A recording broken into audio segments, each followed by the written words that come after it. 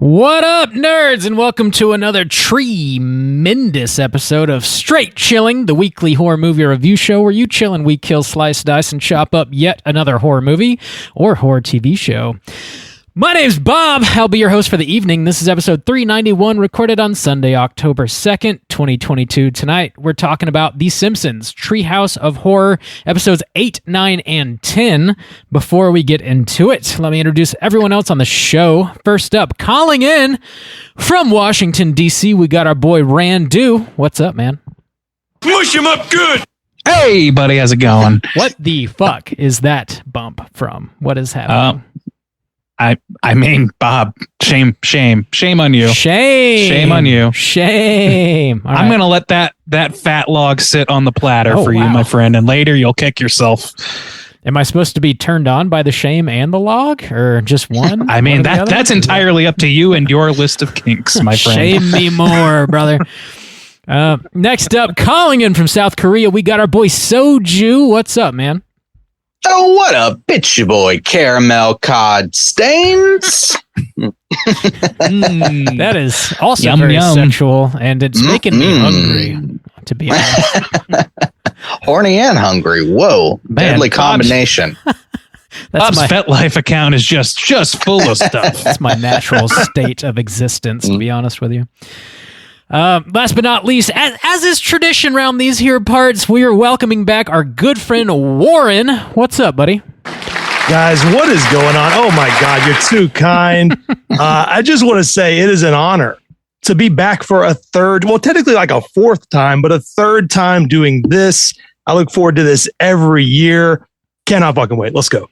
Hell yeah, Let's go. Warren is the authority, I would say, when it comes to podcasts on The Simpsons. He knows basically everything there is to know about The Simpsons. And we've been doing this is our third year in a row. So a couple years ago, we covered 1 through 4. Last year, we did 5, 6, 7, 8, 9, and 10 tonight. So yeah, it's become a bit of a straight chilling / Simpsons is greater than tradition. Warren, do you want to go ahead and let everybody know where they can find your own wonderful podcast? I would love to do that. And, you know, I always joke that if you like The Simpsons, but you're afraid that you don't like it enough and you want to hear some big asshole go on and on about how great the show still is and how it's never truly been bad, then I am your man. You can follow at Bart of Darkness to see my collection. You can follow at Simpsons is Greater Than and look that up any place on the planet that has podcasts and hear me ramble about that over and over again.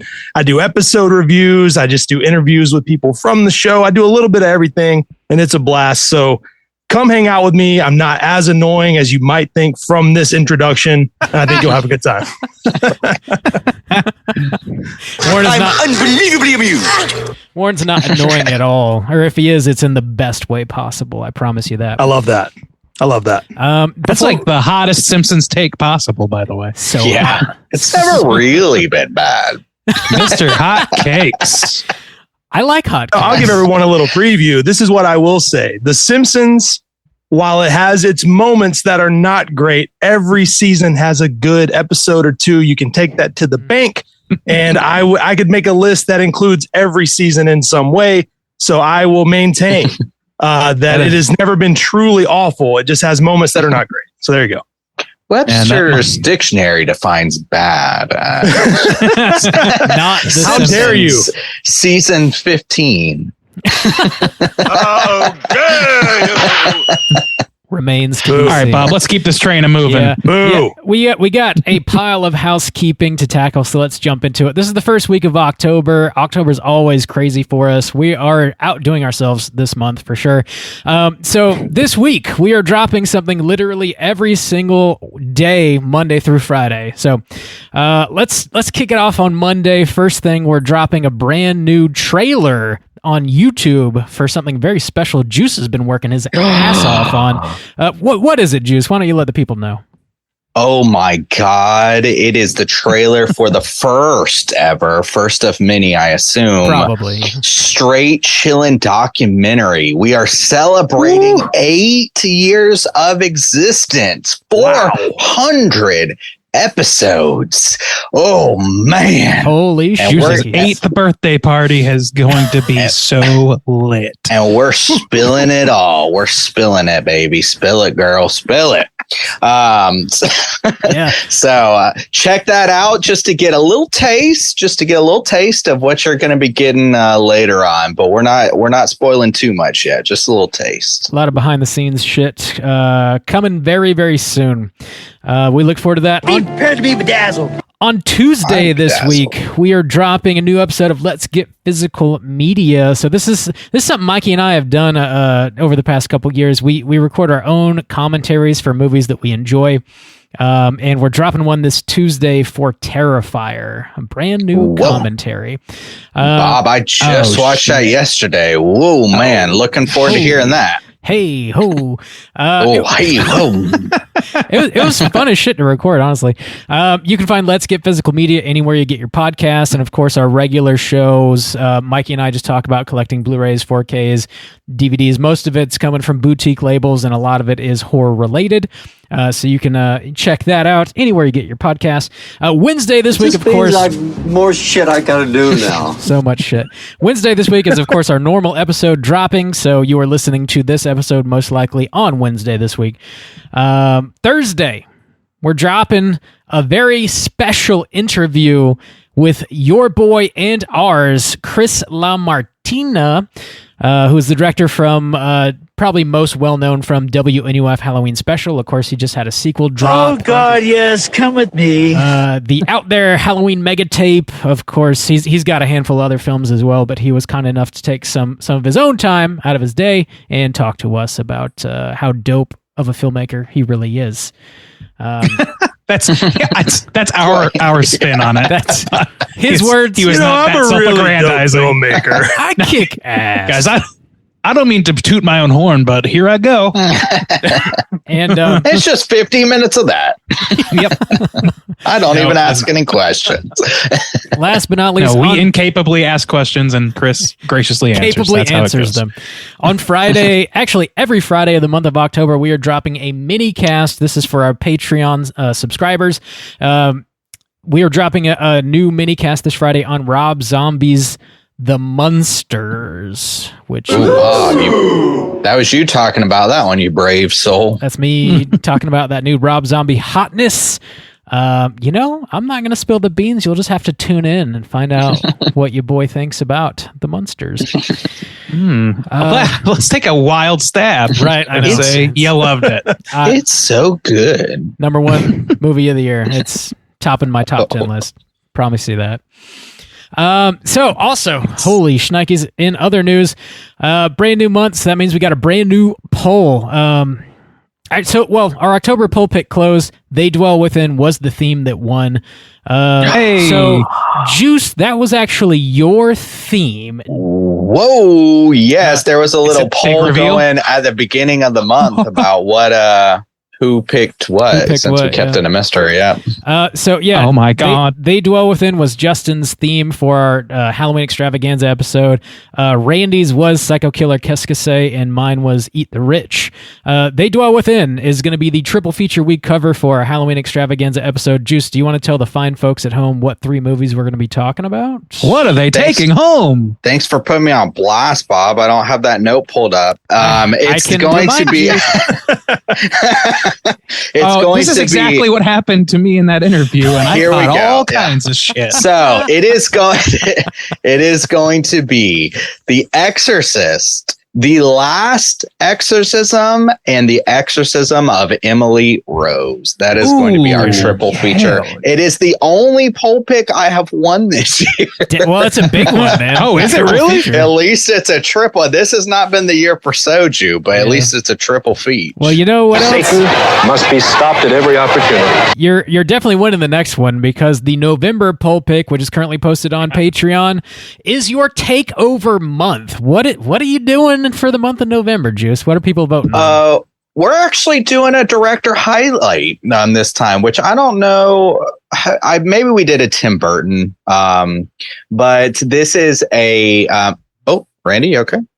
Renew. Oh, okay. You like glitched out or whatever. I reset my camera. That's all good. Okay, gotcha.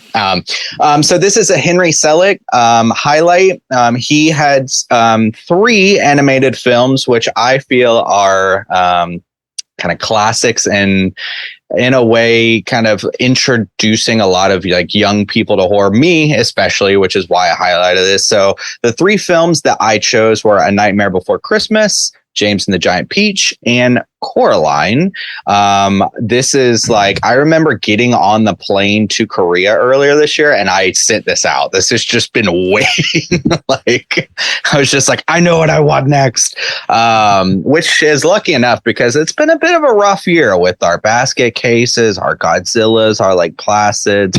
I want to end with something kind of classic, bangers. something nice, you know? So it kind of lucked out for me to come towards the end of the year. But yeah, that's my pick.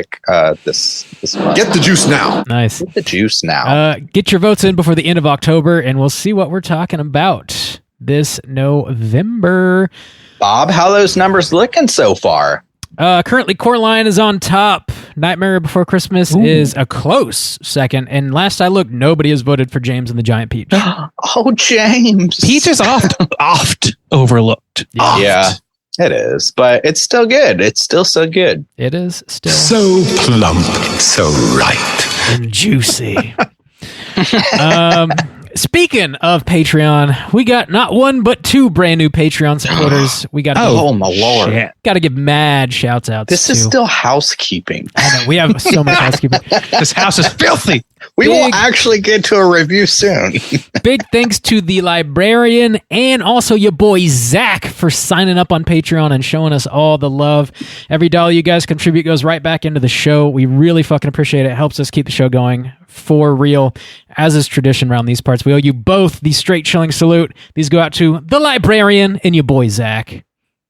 Slap my ass. Oh, God, slap me in the ass. Slap me in the ass. Slap. Oh, yeah. We're going to have red cheeks this month, baby. Let's go. Thank you. Thank you, squad, for them double Keeping slaps. it raw.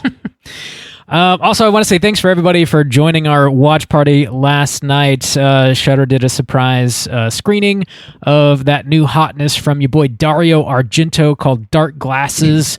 Squad turned out. The party was thick, and it was a lot of fun. Also, we're doing another, this is a Patreon exclusive. We're doing another Chilloween party. We did this last year, and we had a wonderful turnout, so we wanted to do it again. It's happening Friday, October 14th at 9 p.m. Eastern Time. It's basically a digital Halloween party. We all get together on Zoom. We're going to play some horror trivia. And we're also going to encourage you guys to dress up in costumes, and we're going to hand out gifts for whoever wins trivia and whoever wins the costume contest. And we're also going to screen a surprise movie to cap the night off. It's just a really fun, like low-key hangout with everybody that shows us love on Patreon. And it was a lot of fun last year. So yeah, I know like we're all spread out over the world, and this is just kind of a cool way for us to get together and celebrate our favorite holiday. We're the first people to discover nobody's Zoom get ever togethers. done it before. We're the only Never. And we'll never do it again. for sure. The technology ceases to work after the first try. After this year. Hey, Bob. Yes. Bob. Yes. What? Did you know that the 80s classic The Lost Boys and Poltergeist have new 4K restorations out? Did you know this? Have you seen this? Have you heard about this? Oh my God. Oh my God. know. Yeah, man. You didn't know. How can I get them? Know. You never stay abreast of releases. I don't know shit about anything. 2 movies that revolutionized the horror movie genre with original storytelling and unmatched cinematic direction. Unmatched, Bob. And guess what? Agree. Guess what? What? Hey, guess what? What? There's a reason I brought this up. Why? It's because we're going to have 3, not 1, not 2, 3 digital downloads for these films given out as prizes at the Chilloween party this year. That's right. That's right. You heard me. Clutching my fucking pearls. That is Why? insanity. Because they're not physical? We're giving away digital downloads? Yes. Okay. Well, listen. I talked to the people that provided these to us, and they heard about your little psychotic commitment to physical media, and Okay. fortunately for you, they are releasing both physical and digital formats in 4K in the restoration. So you can cry about it a whole lot less. Okay. Oh, I got to buy them. I got to buy like 8 copies right now. I'm going to the store. See you later. Buy 8 copies right now. Right now. And just put them on that shelf behind you and then never look at them again, probably. I got to take out a loan. No, man. But please go buy this. That way you can relive the fascination and fear of both. Own Poltergeist and the Lost Boys now on 4K Ultra HD. Get the Poltergeist Lost Boys now. Get it. Get it now. Get the juice now. Well, that's wonderful. Get the juice now. Thanks for spreading. That was my very comfortable and organic statement about restored Blu-rays. Love it. Randy, that's wonderful. That's just great. Thanks for the kind words. God bless America. My friend. Hang out for the Chilloween party Friday, October 14th. Play some trivia, dress up. Maybe you'll win some free movies and some other shit too. I think that is actually all I have for housekeeping. Is our house clean? Holy shnikes. Oh my God, it better be. This house is clean. All right, the bump says we got it clean. All right, let's get into the main event. Spooky season like straight chilling. Nobody. Nobody does. You heard it here. Crams it in like us. Allow us to fillet ourselves. Let's get into the main event. We're talking Simpsons Treehouse of Horrors, and we're kicking it off with the back of the box. What's on the back of the box?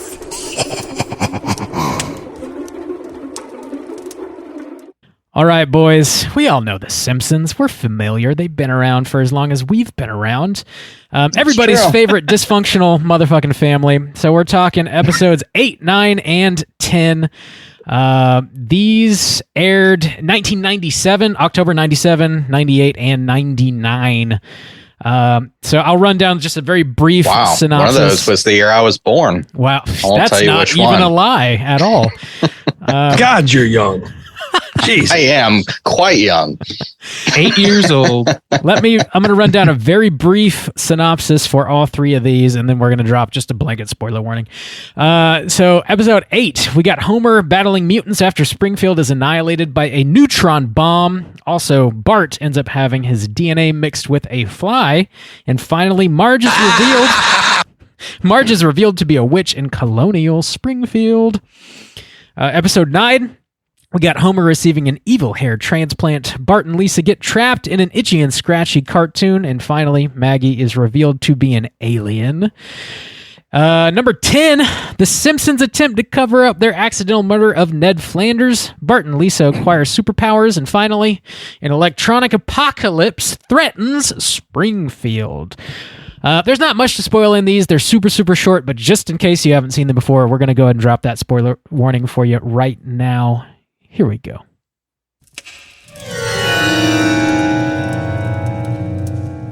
Spoiler warning.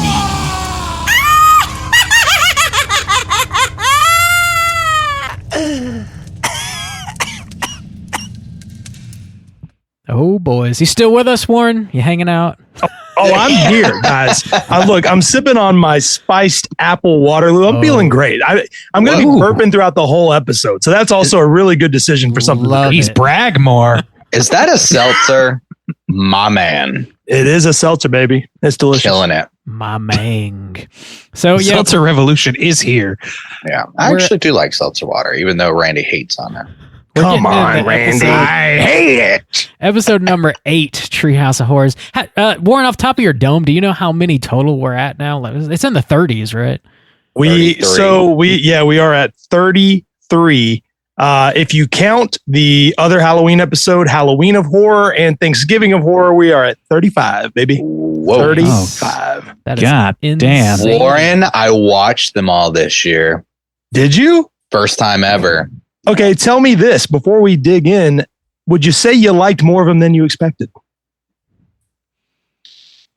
Never mind. Don't answer that. Let's move on. My eyes, my beautiful eyes! Just silence. That's tough to I think say. his connection cut out a little bit. Let's just get into the sunk in his episode. chair until he's no longer visible. Right. I had connection. Them. I have watched them. Episode 8 starts. So, I mean, they all have their own like very specific intros that are a little bit outside of the norm for The Simpsons. This one kicks off with a Fox censor sitting behind a desk, and he's talking about how terrible these episodes are, and he ends up getting murdered by the little TVG icon. It pulls out a knife and like stabs him to death, which a good bit. Pretty solid way to kick it off, I think. I love the joke about the crack pipe. I think crack pipe. I think the best, like, the the guy is kind of funny, but what's really funny is just everything the censor says basically is really funny. I think he's like, so good. That line about like what was it? He's like, he just does this like big cackle, and he's like, I don't know. Immediately afterwards, it's a classic. Well, and also I will say that the reason for that, not to interrupt my man with the breakdown, but the team had a lot of issues, in particular with the censors. So that's why they pitched that joke. And then they had a hard time getting that past the censors. So they had like double trouble because they were like, well, this is funny, but you're going to have to do this, this, and this. And they were like, oh my God. So this was a very, very edited or, criticized episode by the censors. Well, it's certainly criticized back because it's like that line is like, we're here to help protect you against reality or whatever it was, the truth or whatever. Protect you from the truth. So love good. It. God bless. That's America. that like early self-aware stuff in adult animation. Yeah. Juice, was this Halloweeny enough for you or no?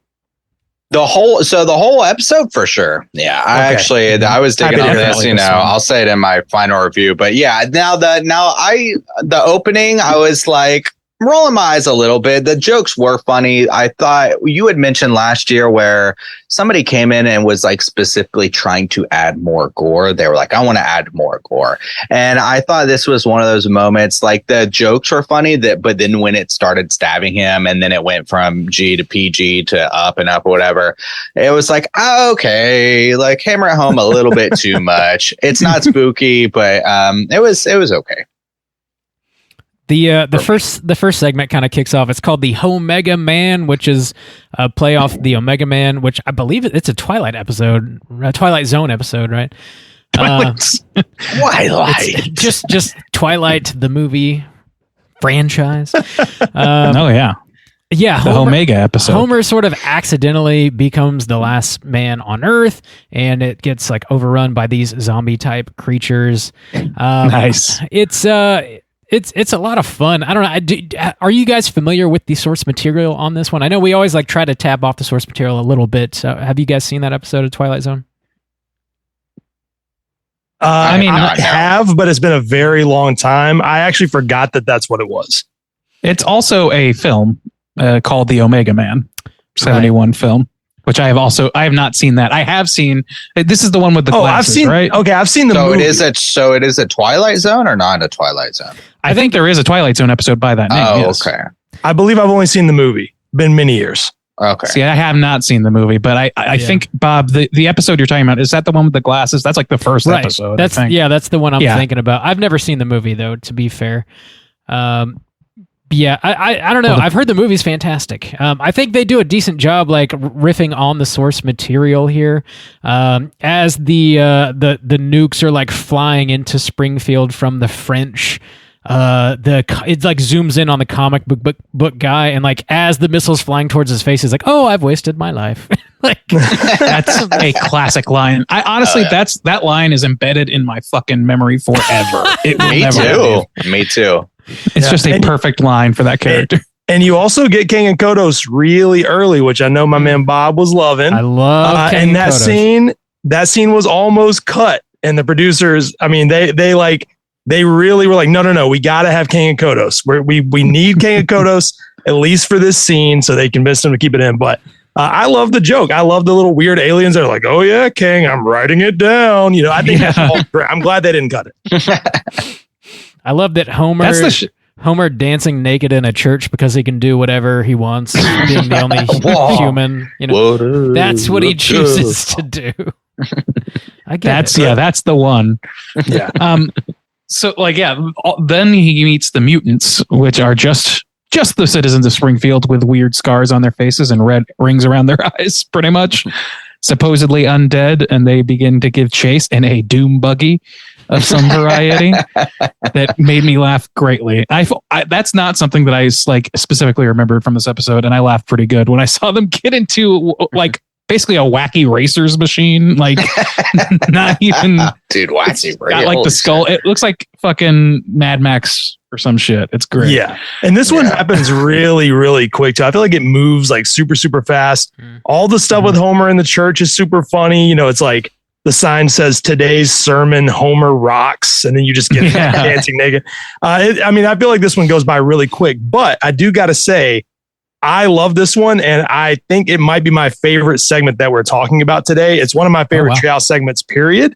So no spoilers, but I really, really think this segment's super funny because you have this joke that I would argue is one of the funniest in the whole show, where Homer is remembering his family, and each of them are swinging at a baseball. Marge misses her ball. Everyone else hits it, but Marge whiffs. Amazing, perfect joke. So I have to mention that. And the rest. And it's like the dog, the cat, and the TV. And Maggie. And Maggie. Yeah, and fucking Maggie.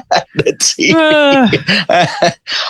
This one, I actually really did enjoy this one. I usually kind of knock on the Twilight Zone episode once, but I actually did really like this one. Another joke was the initial bomb shelter that he's got out in the backyard, which is just a box. And then also just the whole joke of him, being in the bomb shelter as the bomb drops and him being completely oblivious, and then even punching that skeleton and being like so dad. Proud. Still got it.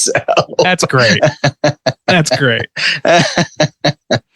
Yeah, it is a funny bit. Like I would say, like, I don't know how, like, in terms of Halloweeniness, it's not the most. This is definitely one that's kind of skews. It's more of a sci-fi concept, but it's still post-apocalyptic. It's still got mutants and shit, so it works.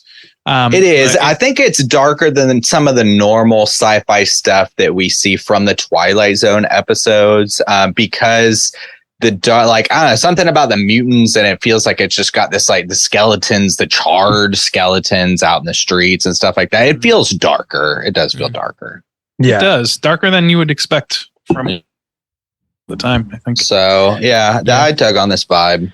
Yeah, I agree. This is one of my favorites. I think we're going to be talking about. It's super funny. It's unfortunately very relatable, and I think it just holds up. Mayor Quimby opening up with whatever he says about the French. I stand by my ethnic slur. Exactly. Took the words right out of my mouth. That is just. I love that line. We're living in those times right now. We are. Yeah, that's a Simpsons predicted moment. I'm sorry, Lord. Good, very good shit. Anything else you guys want to talk about the Omega Man before we move on to the next little bit? I will just say that. Oh, sorry. Oh, the lead paint is great. I would just say that him dancing naked originally was supposed to be like in the altar, and the censors were like, okay, you got to clean that up a little bit. So that's another thing that they made them change. Damn. They made it to where he's just in the front row. So they were trying to go even harder with this bit to where Homer was just, so sacrilegious. And I love that the person who really wants to kill the mutants is Marge. She's like, friends with mutants. Oh my God, never. Like she's so disgusted by that. This is like this is like a good Marge episode. We'll see later, but like she's a lot more following her own intuition in this one, rather than like often the joke for her is that she's just very submissive to a fault, to an insane fault. That ain't this Marge, not this episode. No. Yeah. Well, let's go ahead and jump into the second segment of the first episode. It is called Fly vs. Fly. It's obviously riffing off the movie The Fly.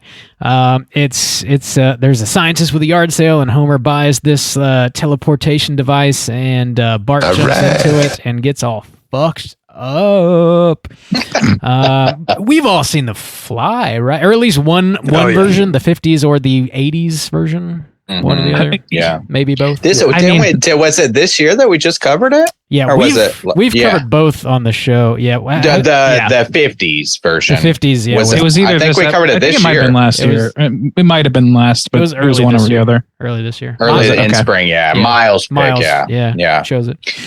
And so that was the first time I had ever seen it. So of course, this is another one we say all the time. They introduced me to this concept. I mean, even the help me stuck in the in the web. I never saw the fly. And then later I was curious because I knew The Simpsons. So I was like, well, I want to see that ending and stuff like that. So this has always stood out in my mind as one of those kind of like classic horror segments to me from Treehouse. Push him up good. Yeah. How does this one hit you, Warren? I love this one. I think it's a great, I talked about the Marge whipping on the ball last bit. I think Homer's whole little bartering situation where he's like, man, I'm transporting, man. I'm 35. I think that's all so good. Why would he be selling this for $2? Why would he take 35 cents? Super fucking funny. Only transports matter. But it did get me thinking, though, and I want to ask you guys this. I like to prompt the occasional question on these annual tradition episodes. If you guys had a matter transporter, what would you do with it? Would you not drive to work? What would you do? That's the thing. It's so tough because you have to haul it around. It's so big. I mean, I don't. It seems like Homer can handle it on his own. And I guess I could bring one to Korea. That'd be real convenient. Yeah, that would have been my answer. Like, I'll just bop over to Korea and hang out with Juice anytime I want, and then just come back home. Yeah. Well, I'll just pitch in on the shipping to get one of those bad boys over here. Yeah, that's the way. That's the way. Yeah. We're gonna get done, dude. The other end is just in Bob's Tiki Bar, so I'll just slide on. Pour me up a drink. Where'd all the rum go? Fuck it. Just reach in and grab that cat ear medicine whenever you want, baby. Come on. Absolutely the best smuggling operation in operation. Period. Justin just turns into a tiki mug. He gets all fucked up. Damn. There's 5 o'clock somewhere, and I'm going there instantaneously. There's a cat dog in this episode that kind of tripped me out. There is. Cat and dog come out, morph together. I feel like this segment isn't like quite as funny as the first. It's sort of, and we've talked about this before. Like the mid segment sort of takes a dip almost every episode. This one doesn't like have the laughs. It's got the source material though. Sure. Really? Yeah, it really does the homage well, I think. And I thought there were some really good jokes. Like one I wrote, like, somebody punched me in the face. It was your mother. It was your mother. I will say this episode, or this segment rather, has one of the phrases I use the most from The Simpsons. And that is highly sophisticated do-wacky. I think I've said that so many times in life. I think it's so funny. My wife always hates how funny I think it is. Like every time I watch this episode, I laugh way too hard at that line. So there you go. I also like that Bart does it on purpose. And he's like, I'd be stupid not to do this. Yeah. He suspects like he's going to be terribly mutated. Yeah. Yeah, it does have some really good jokes. It's not the same kind of humor. I will say one that I always kind of point out to people that I feel like is really easy to miss is when they're at the table. Like after Bart turns into the fly, they're sitting at the table. Oh my God. And Homer goes into this whole spiel. He's like, and then Lenny says, as if, don't even go there, sister. And they're all laughing. And Lisa goes, good one, Dad. And then very quietly, you hear Homer say, well, Lenny said it, but Lenny said it was like one of the most. It's one of the most organic conversations in the show. It feels so real. It's like, well, Lenny said it, but it's like, a weird moment of humbleness from Homer. Also, too, that's completely out of like character for anybody for Lisa to like get in. Oh, good one, Dad. Like, when has she ever said that? But yeah, that was a good joke. The one that's always stuck out in my mind too from this segment that's like truly disturbing is Homer kissing the fly head and the slime like coming off. Oh, that has always just like been embedded in my mind. It's like disgusting. Yeah, like the idea behind this fly.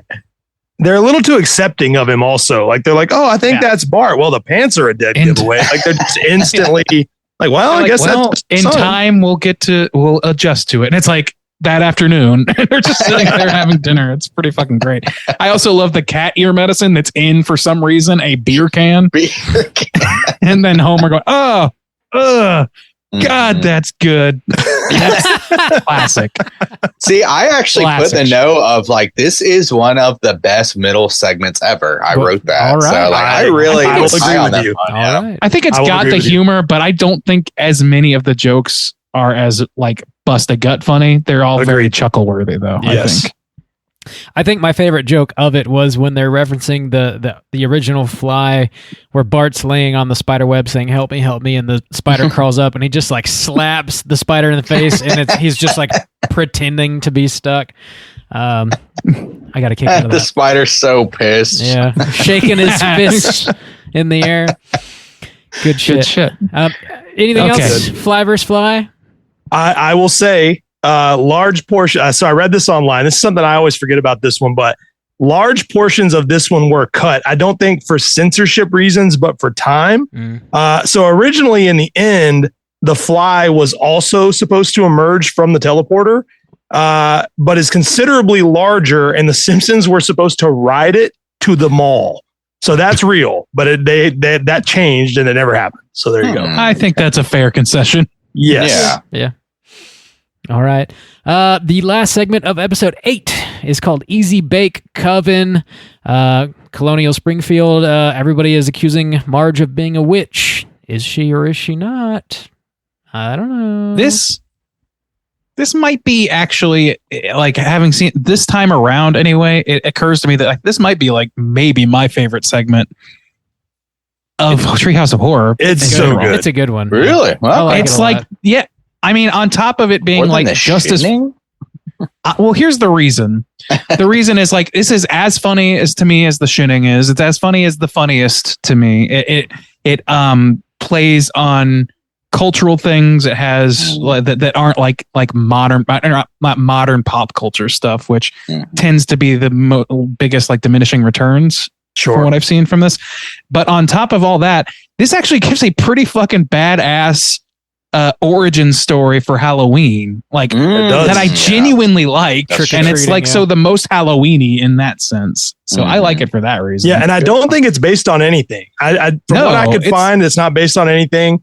And I like to imagine that this is in the same universe as a Gobblepto from Thanksgiving of Horror. That's my little headcanon there. Yeah, it could. Yeah.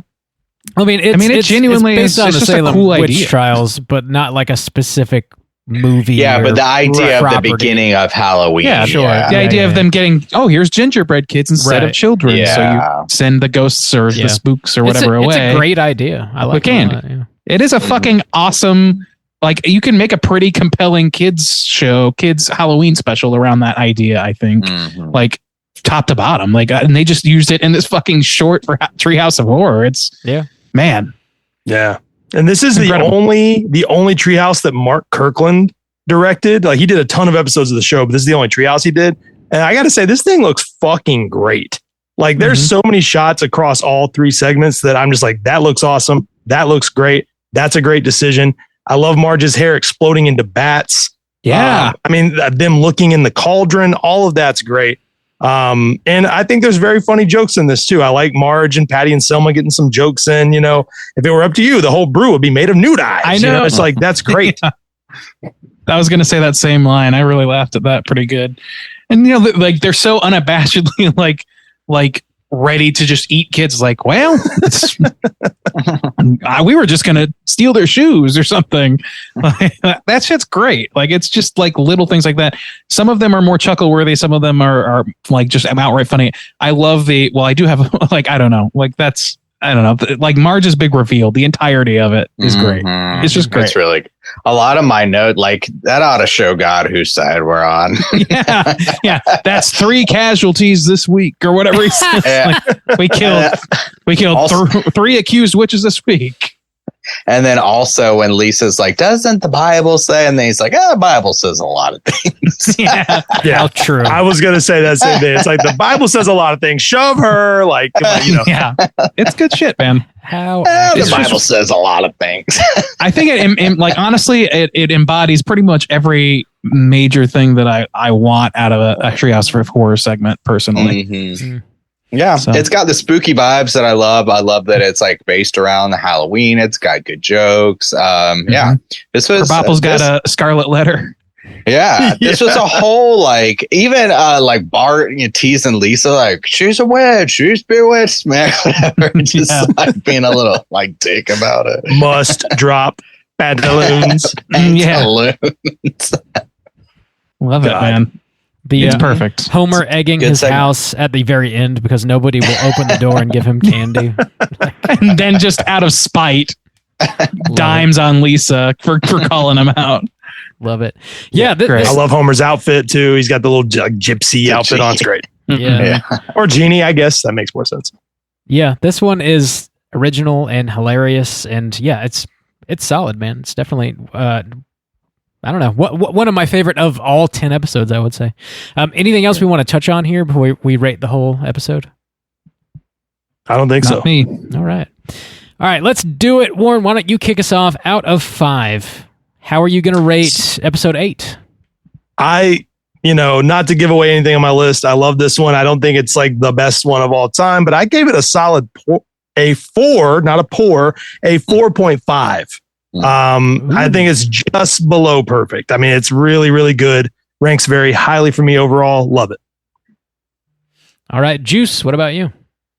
Yeah, I actually generally agree with that. I think the only thing that keeps this from being like one of the most like kind of perfect, especially within the top 10, is that opening segment for me. Like if they had something a little more traditional or even a little bit more spooky in tone, I think that really would have like solidified it as a 5 for me. But generally, I think the segments are really good here. They're all like classics in my mind. And it doesn't bother me about the sci-fi or the Twilight Zone stuff. So yeah, 4.5 for me as well. Look at that. Oh my God. Juice and I agree. We're off to a good start. Wow. Whoa. Better than last year so far.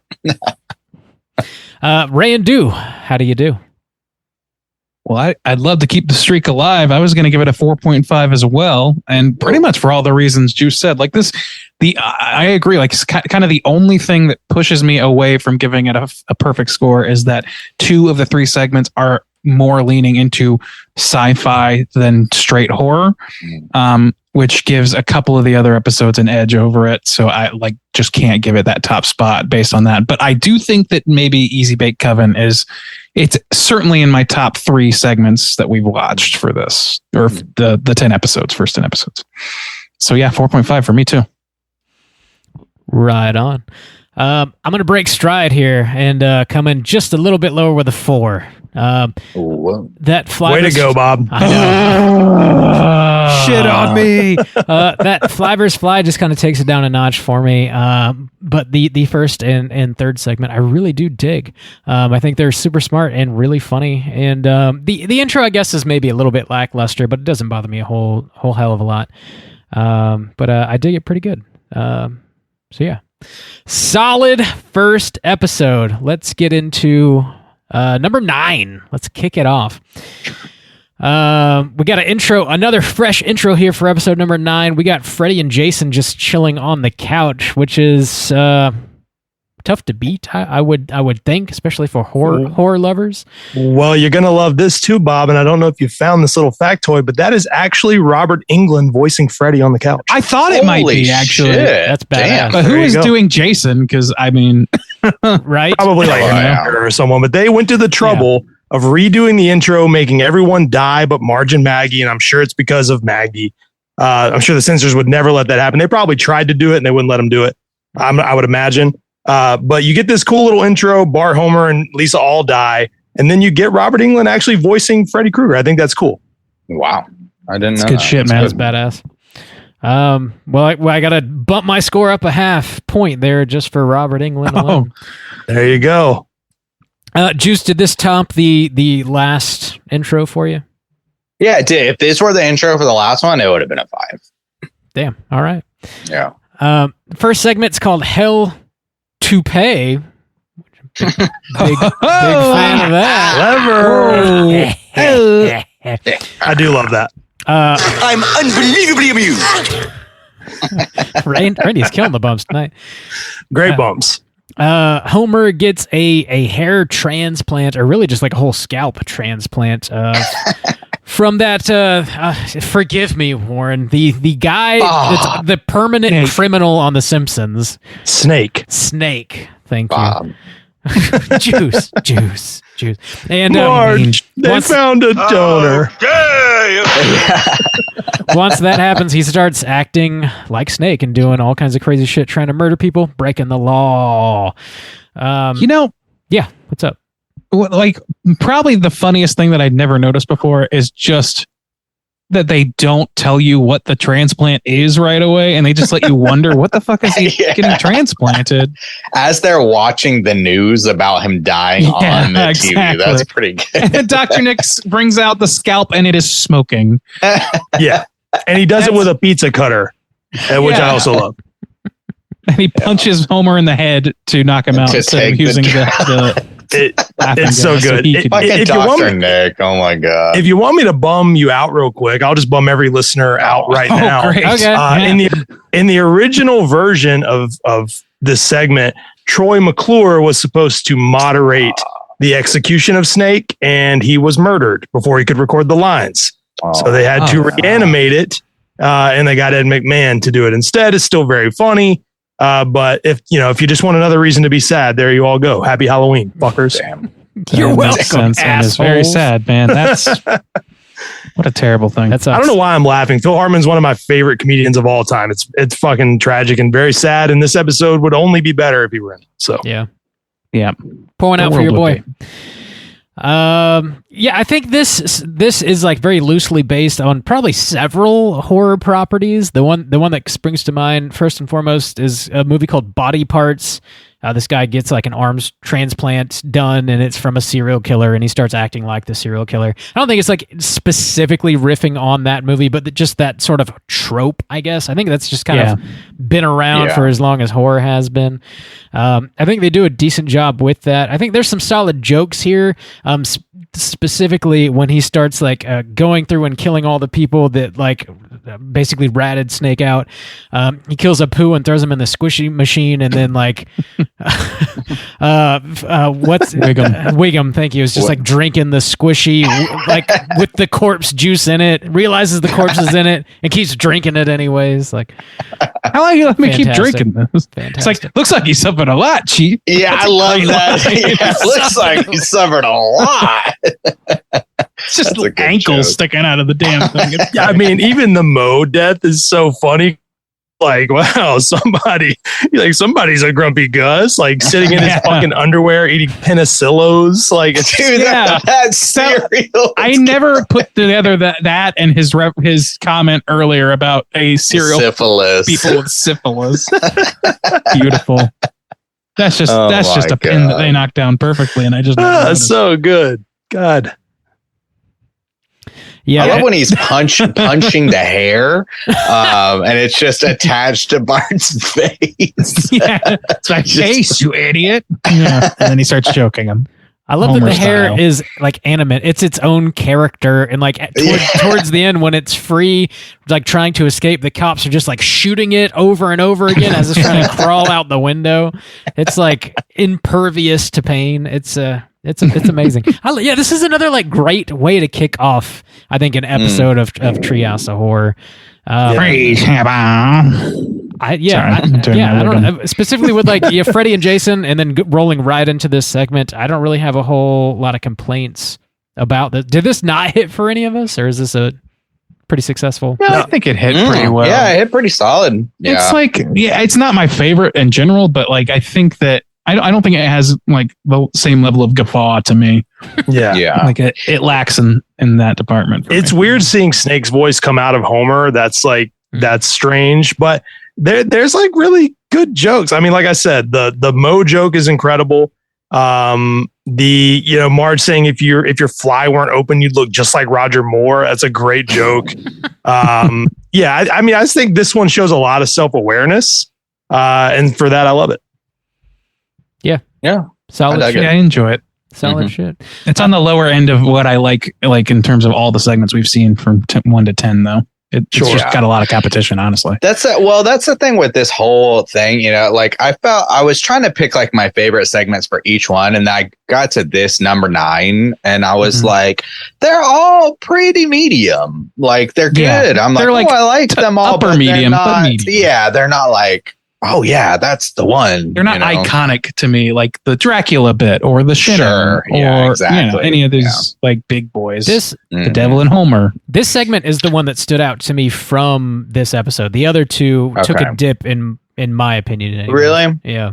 I thought they're all pretty standard, but also too, this is one, like we just talked about The Fly and we talked, Nightmare on Elm Street, The Shining and stuff. I don't think there's any like real specific kind of spoof in this one. There is actually. It's just really more. It's just a more recent one. Which one? Which is going to come in our second sketch. Okay. Do you want to just lead into it, Bob? Yeah, we can roll into the second spot. This one is called The Terror of Tiny Toon. Basically, Bart and Lisa get sucked into the television in an episode of Itchy and Scratchy, and they're trying to not get murdered, and insanity ensues. What is that riffing on, Randy? Shocker. I mean, this is a shocker, right? Because they start like the end for Shocker. Those. Wes Craven's Shocker is a film that was intended to bring a new iconic villain to the stable of like Freddy, Jason, all those things. It's Wes Craven. Like it stood a reasonable chance, and it had that sort of like burgeoning meta style that became Scream later on.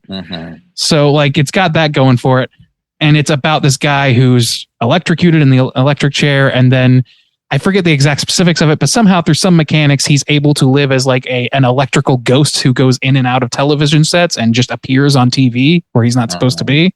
Okay. And that's what they end up doing with the Regis and Kathy Lee bit and these other things. Interesting. See, they credit it to this movie from the early 90s called Stay Tuned, which I've never seen, but it has, oh my God, who's the, Jesus Christ, I just read it. It has Eugene Levy. So it's from a Eugene Levy movie. Never heard of it. But it seems like they were probably they were like, oh, this is similar to that. So this also works. It seems like, because I've never seen what you're talking about, but that also makes sense. Yeah. Because Shocker was 89. I just double checked.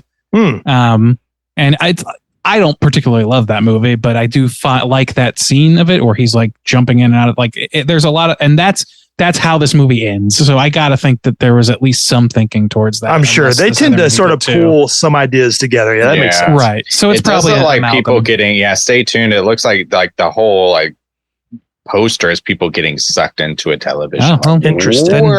Huh. I want to watch that. Maybe that was it then. I always assumed it was Shocker because it's like, that's what I've seen. And that's so similar. We got to cover Shocker on the show now. Classic. Oh, we got to. Just I gotta watch both from last year. My beautiful life! Gotta cover Basket Case. There you go. So this bit. Yeah, I was gonna say this one lacks the jokes for me. Like the Regis and Kelly bit is funny, but like that's what really stands out to me. Kathy Lee. Those people. I don't know. Was this particularly funny to y'all? I love the first joke with Krusty. Tonight I'm going to suck. I read that one down too. Yeah. Perfect joke. True. That's like a classic sort of vaudeville style joke. Spoiler again, this is actually my favorite of this episode. I don't think it's that funny, but I think it is because it's supposed to be a riff on like Looney Tunes in a way. So a lot of the jokes are very stupid on purpose. But I do love Homer, watching the TV and being like, oh, what are Bart and Lisa going to do? It feels like that was sort of the point, but I do agree it's not very laugh out loud funny. That's exactly what I was going to say. Sorry, go ahead, Juice. I was going to say, I also happen to pick this one for my favorite, but it was kind of up in there between the toupee one. Again, like I said, they're all kind of medium, but like there was some good. One of the things that sticks out or that has stuck out in my mind over the years was the piranha gag, the reverse where he's all skeletons or whatever. That was pretty good. And I think just the change in animation style, there was one note that I made that I was like, man, I think that probably would have maybe kicked it up a notch for me is I do like that they start off with Krusty and it's a Halloween special. And then Homer is dressed up. I like the hobo gag. Yeah, that was pretty funny. And even when they first go into Itchy and Scratchy, there's still some Halloween stuff going on because that's the Halloween special. But when they're like running through the town, like the Toon Town or whatever, they start to lose those vibes. They don't keep it up. And I was like, if they would just like kept those spooky vibes, I think that's what kind of elevated this one for me. Is they were specifically riffing off themselves of like the Halloween special, and they, Krusty was dressed up and Homer was dressed up and they're going trick-or-treating, so that kind of knocked it up a little bit for me, but I thought they should have like even gone further with it. And you get the Scratchy-O lantern, which is great. That's fabulous. And I don't know, to me I just agree with Warren. I think where it's like not the one that I think is funniest by any means, but it is one that I like. I'm fond of it. Like I love the conceit of it, and I like you were saying, like it's somewhat goofy in an intentional way. To where it doesn't feel like super out of place to me. And that, that can be tough for an adult animated show to really toe that line well. Right. I think so. And you can tell the animators had fun with it too, because they love doing Itchy and Scratchy. So I think that comes across. And, you get a Poochie cameo. I like that. The colors are beautiful. I think it looks fantastic. Like the world that they're in. So yeah, I mean, I do really like it, just not that funny. I also like the Itchy. They're like, they're laughing at your pain. It's like, why would that? Dude, I just like that kind Itchy of running on the hamster wheel. It made me laugh. It was really dumb, but it made me laugh. he just goes to work. I'm like, he's gonna run on this with checking his watch. Starts timing it. Yeah, this one is kind of charming. It is. I think that's true. Yeah. Yeah. So what about our third entry? Charming and murderous. So yeah, the third segment here is called Starship Poopers. Awful name. Which is, definitely riffing on Starship Troopers. Doesn't really have much of anything to do with that movie or the plot of that movie. It does have aliens in it. So this is where we get Kang and Kodos here. And like on paper, I feel like this should be very funny, and it doesn't quite work out. Basically, Maggie turns out to be an alien, and she is the offspring of Kodos, or Kang and Marge, I guess. Get it on, and that's where Maggie comes from.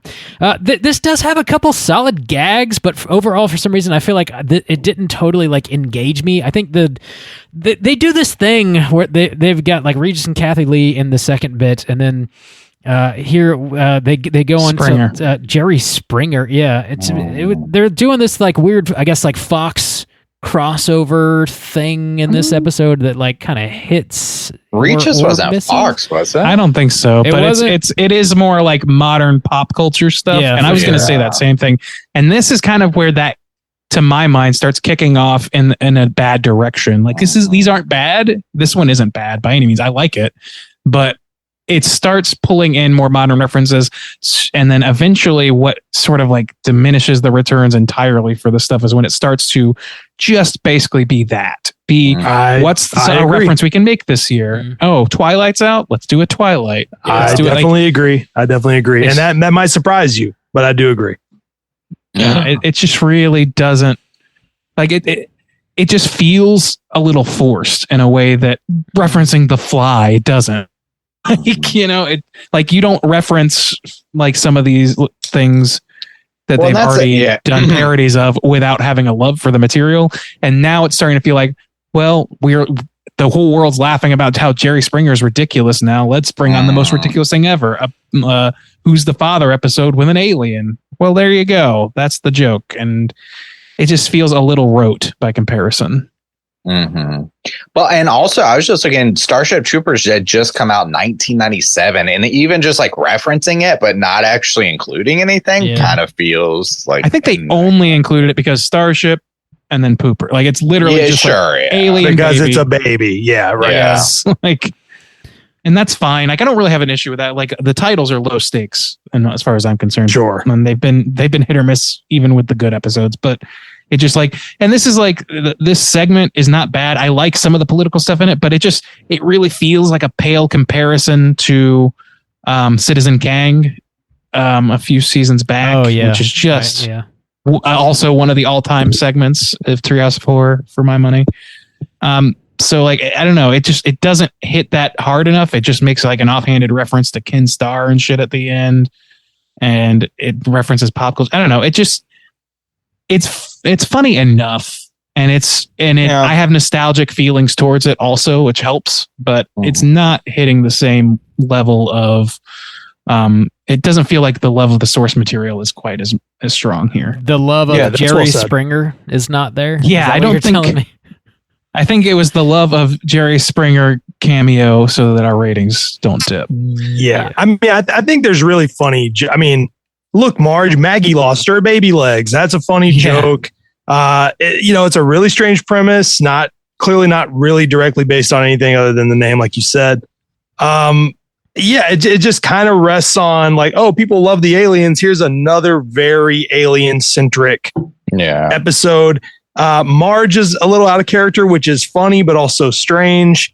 I think it would have worked better if she didn't remember it. Like, I think it would have worked better if they would have been like, oh, we abducted you and then we wiped your memory. And that's why I think that's a little funny. I did like warning, prepare to be abducted. That was pretty great. I mean, that's good. The fucking rope, even the choices, like, oh, you want behind the dark alley, or then it just like rotates around, or your friend's wedding. Yeah, that's a pretty funny gag too. And like the thing is, they have good bits in there, but it all seems like it's servicing a cameo appearance for Jerry Springer. Yeah, it seems like it was written backwards from we need to have Simpsons on Jerry Springer. How do we do that? Well, what do they do on that show? They have parental disputes. Yeah. So let's do that with something unlikely, like an alien, and that's it. It does. Like, it really feels like that was the centerpiece of this instead. Or at the very least, very early into the idea, they were like, "Oh my God, what if we get Jerry Springer?" And then the whole thing was 100% that, even if it didn't start there. But I mean, I like intergalactic hussy. I think that's funny. Yeah. I love the lady saying, if you're that baby's daddy, where you been at? Like, that's a good, cool. Need to learn your green ass some manners.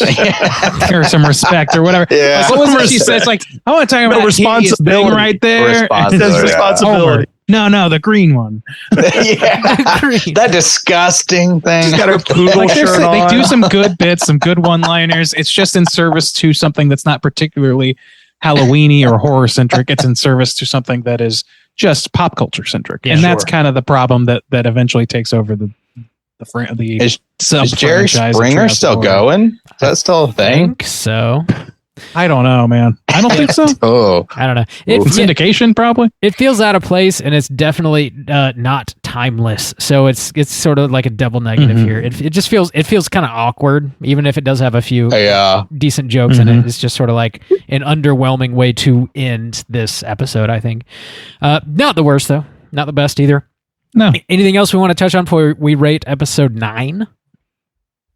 I don't think so. All right. Let's do it. Warren, episode 9, how do you feel? So, I had to give this one a 3.5. I was going to give it a 3. I gave it the half point because I really do like the first two a lot. I don't think they're perfect. I don't think they're some of the best of the show, but I do think that they're pretty strong. I think maybe if they would have put the third segment in the middle, this one would have felt a little better. So I think by that standard and realizing it's two pretty strong ones and a weak one, I landed on a 3.5. Right on. Ray and Do, what about you? Ooh, second in line. Yeah, I gave this a 3 flat. To to me, like I've already kind of talked about what my major issues were with that third segment in particular, even though I did like all of it. And I felt like the jokes came at a frequent enough pace that landed, the jokes that landed. I mean, they came at a frequent enough pace to where I was not bored or anything, but I don't know. It just feels a little bit off. And I think honestly that the core of it is that it wasn't aiming at spoofing horror. It was just aiming at making a 3-part spoof for Halloween, not even necessarily focusing on the Halloween part. And that is a cancerous thought that eventually takes it over. And I don't know. You see more of that in X, which we'll get to, but I just that really doesn't work for me as well. So 3. All right, Juice. What about you? I also gave it a 3. And like I said, all these, the first 2, I like them. They're good. But overall, it's just a big kind of extra medium type of episode for me. Generally like positive, left me feeling positive, but not a whole lot to just kind of like lock into and say like, that's the classic, Treehouse of terror, Randy. But classic. Had to throw it would make more sense if it was terror. Actually, yeah. God but damn, yeah, alliteration counts, people. So yeah, I'm gonna give it a 3 out of 5. Bo Bear, how you feeling about number 9? Whoa, heading around the old bend there. Around the old bend. Respond! I'm in line with the Straight Chillin' crew here. I gave this a 3 as well. I love the intro with Freddie and Jason. Hell to Pay definitely was a great start for me, but then when we hit the Terror of Tiny Toon and Starship Poopers, it just sort of it felt like really kind of hollow and fell flat. Not very horror specific. Had a few jokes, but just it ultimately wasn't quite there for me. So I landed on a 3, which is still not abysmal, but they've done better. Let's go ahead and jump into episode number 10. We have arrived. We got a fresh new intro here with Kang and Kodos. They're doing some audience warm-up type stuff. They asked what do aliens have to do with Halloween? And of course we cut to everybody sitting on the couch and they're all aliens from well-known horror movies, which is a pretty solid joke, I think, and very horror specific. They're sort of tipping their hat there. I thought that was probably the best intro of all 3 of these. How did that hit you all? Oh, I love it. I knew you loved that King and Kodos and the pumpkin. Come on, that's great. Oh yeah. I thought the award ceremony themselves were a little awkward. But overall, yeah, it was worth that specific mention was kind of worth it. I like that. I also like the couch gag where they brought back all the characters from that. For a 10th entry at a time where it didn't seem like the Simpsons were going to last into our 80s. It probably felt more special to do so, and it felt like it was more. It felt like they put more. They did that for themselves as much as for the audience. Yeah, and I mean the intro is funny to me because it's not funny. I love sorry, he's got a human brain. That's I like that sort of stupid humor, so I'm into that. Speaking of stupid humor, I love I'm sorry, go ahead, Bob. I was going to roll into the first bit here. Do you have anything else about the first bit? Nothing is called substantial. It's called "I Know What You Diddly Idly Did." Definitely a riff on "I Know What You Did Last Summer," the franchise. And it starts off with this hooded figure with the hook, and he's going around trying to murder folks or whatever. And also it's got this crazy werewolf spin on the end of it, so it's very clearly riffing on a franchise and tipping its hat to a horror property that was super hot at the time. How did this hit y'all? This is not a great episode. I'm just gonna say that it's not great. But Homer eating Sugar Crisp in the fucking car and singing the song and then keeping the cadence going, guess I forgot to put the fog lights in. That's so goddamn funny. I just love that his mouth is full. He's eating cereal. Every time I see this episode, that is so good. So whatever we can say about this episode, that is a great joke and it deserves credit. So yeah, I can pinpoint that as a great joke, but I like how much you like it. So that elevates he's eating it. Cereal in the car during a foggy ride in the afternoon. It's so stupid. I love it. It's great. It is very Dennis Reynolds style. Yeah. I have a method. Yeah, no. So like, it just so happens I watched. By watch, I mean like I turned on while I was doing my daily drawings. I watched. I Still Know What You Did Last Summer, and buddy, oof. Talk about feeling like a product of their time. Yeah, that fucking movie definitely does, and that's one that I really like. Latched the early horror slashers that I got to see at all. And so like, I don't know. This feels like capitalizing on something that's capitalizing on something. It's like a photocopy of a photocopy because it's clearly Scream. Like, sure, it's this Scream oeuvre of offshoots that this comes from, but it's not Scream. They're riffing on something that is now largely not thought about very much, even that much in horror circles or whatever. It's really more of a distant memory.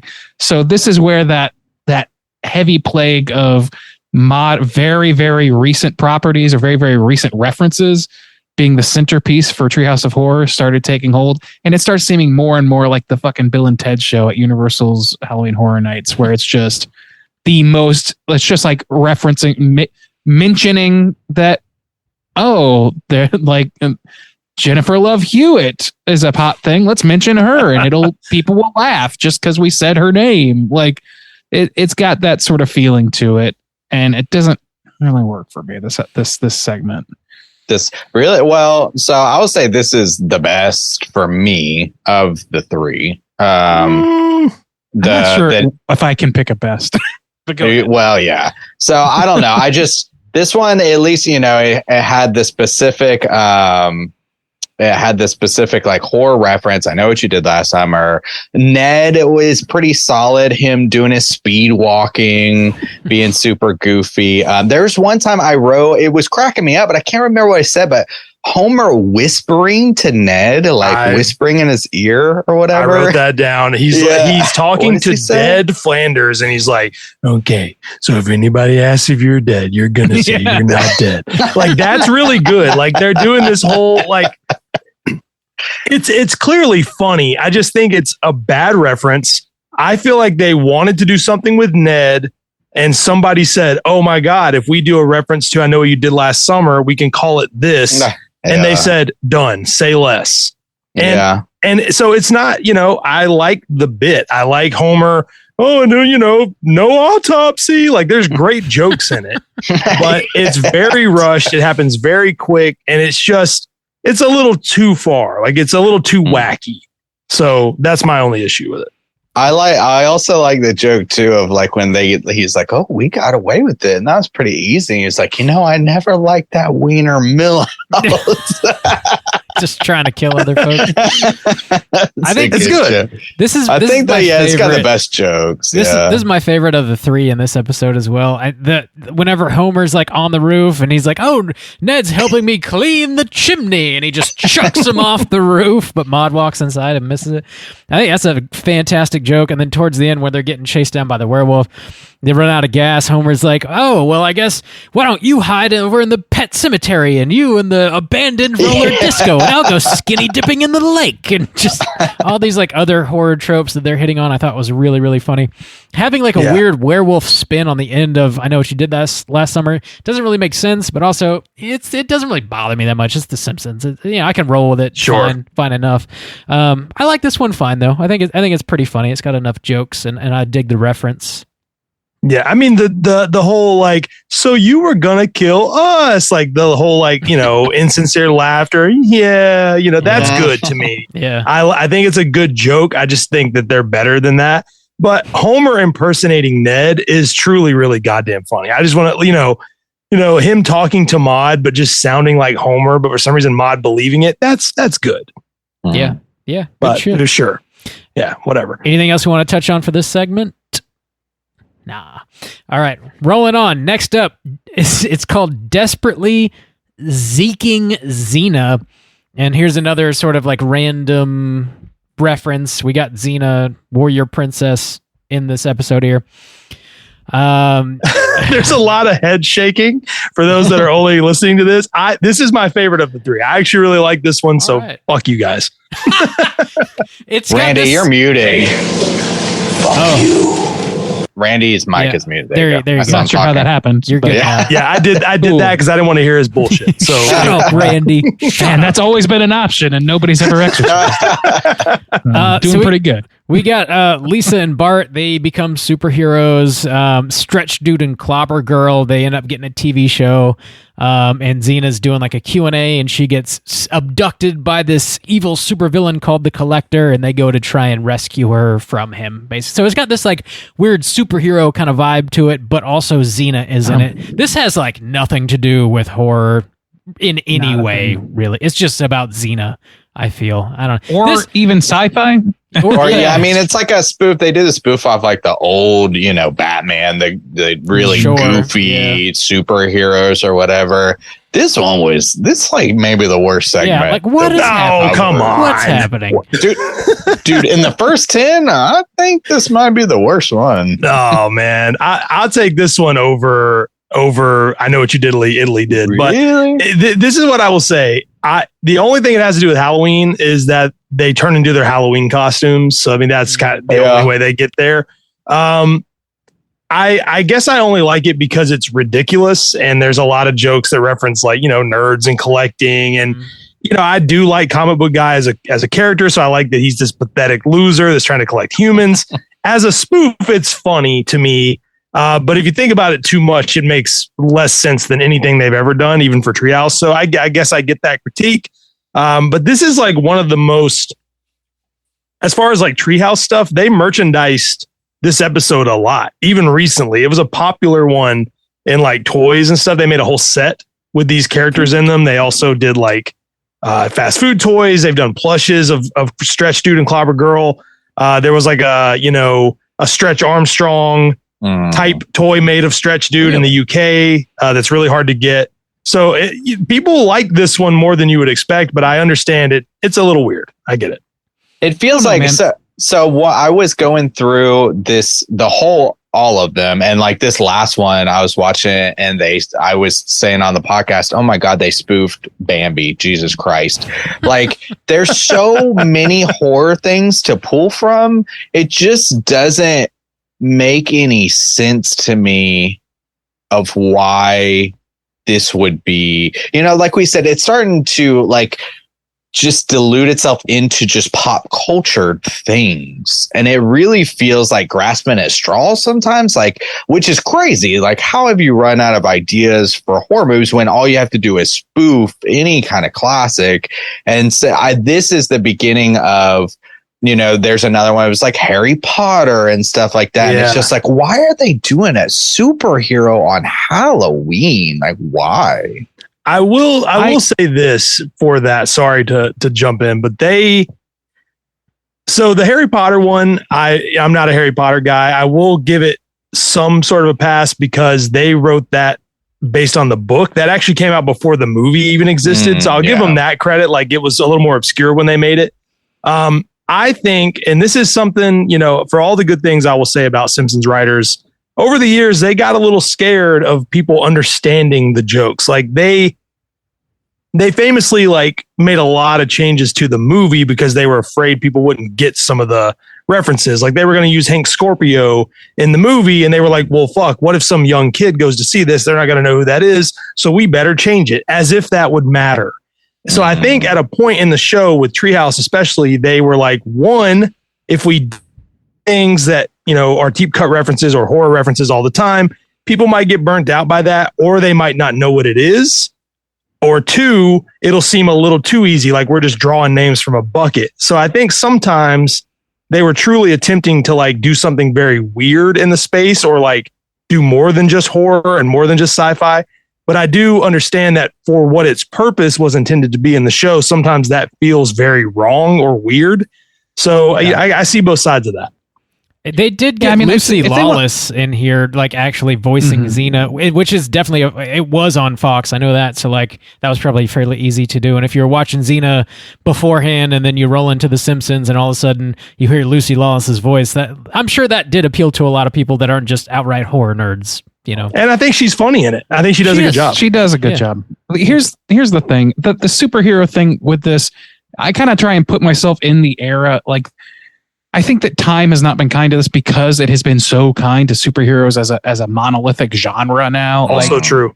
Looking back at it, it seems way more quaint than it probably felt at the time, or that I remember feeling it. I remember feeling it was quite quaint at the time. I watched this live or when it came out. And it was like, I don't know, it was like, I don't remember loving it, but I remember feeling like, oh, cool superheroes. Like, this is like something that people just aren't doing, is making big, like, not big budget, but like big superhero, like centric things at all. References to the 99, 60s, like 60s Batman shit. Yeah. Right. And it leaned heavily on like, oh, it's 60s reference stuff or whatever, instead of modern, which is for the best, but also it just didn't. I don't know. Like, I'm with Justin. Like, there's nothing Halloween-y about it. And if you want to have like how many episodes are per season? If they want to segment out, may have a segmented like trilogy episode not associated with horror, they can do that. There's plenty of space on their schedule to do that. And I understand like maybe they had some trepidation or whatever. I don't really see that as a great excuse. It's a Halloween special, and it's got the word horror in the title. So like you could at least put a little bit in there. And to me, the jokes in this are mostly falling flat. And it's because it again, like, time has not been kind to this, because nerd humor has also blown out. Like, or like just nerd joke. So like this sounds like fucking Big Bang Theory jokes to me. It doesn't. Okay, that's fair. Let me say this too. We are getting into an era of The Simpsons in general. Or I would say an era of comedy in general, where a lot of things got kind of weird. I mean, this is the same era where shows like Family Guy started getting really big. South Park, was staged super big. Humor was getting a little weird, and as I've said on my podcast a lot, like Simpsons sort of felt that pressure to like keep up with that humor, or like, oh well, we want to do jokes like that too because we don't want to fall out of relevance. And I think this is where we really start to see that, like, on the show. I personally believe that they recovered from that, but I think this speaks to the era very heavily, because things were just things were getting a little weird. Like, you had to sort of make, casual sex jokes, and you had to be a little more, a little more raunchy. Like, Marge is going to say some things she wouldn't normally say, kind of deal. So I think we're feeling the effects of that, and this is like the beginning of that, like you were saying earlier. I think that's totally true, and it's just one of those things where it's like, I can understand why it came out the way it did, but I am not happy with the product.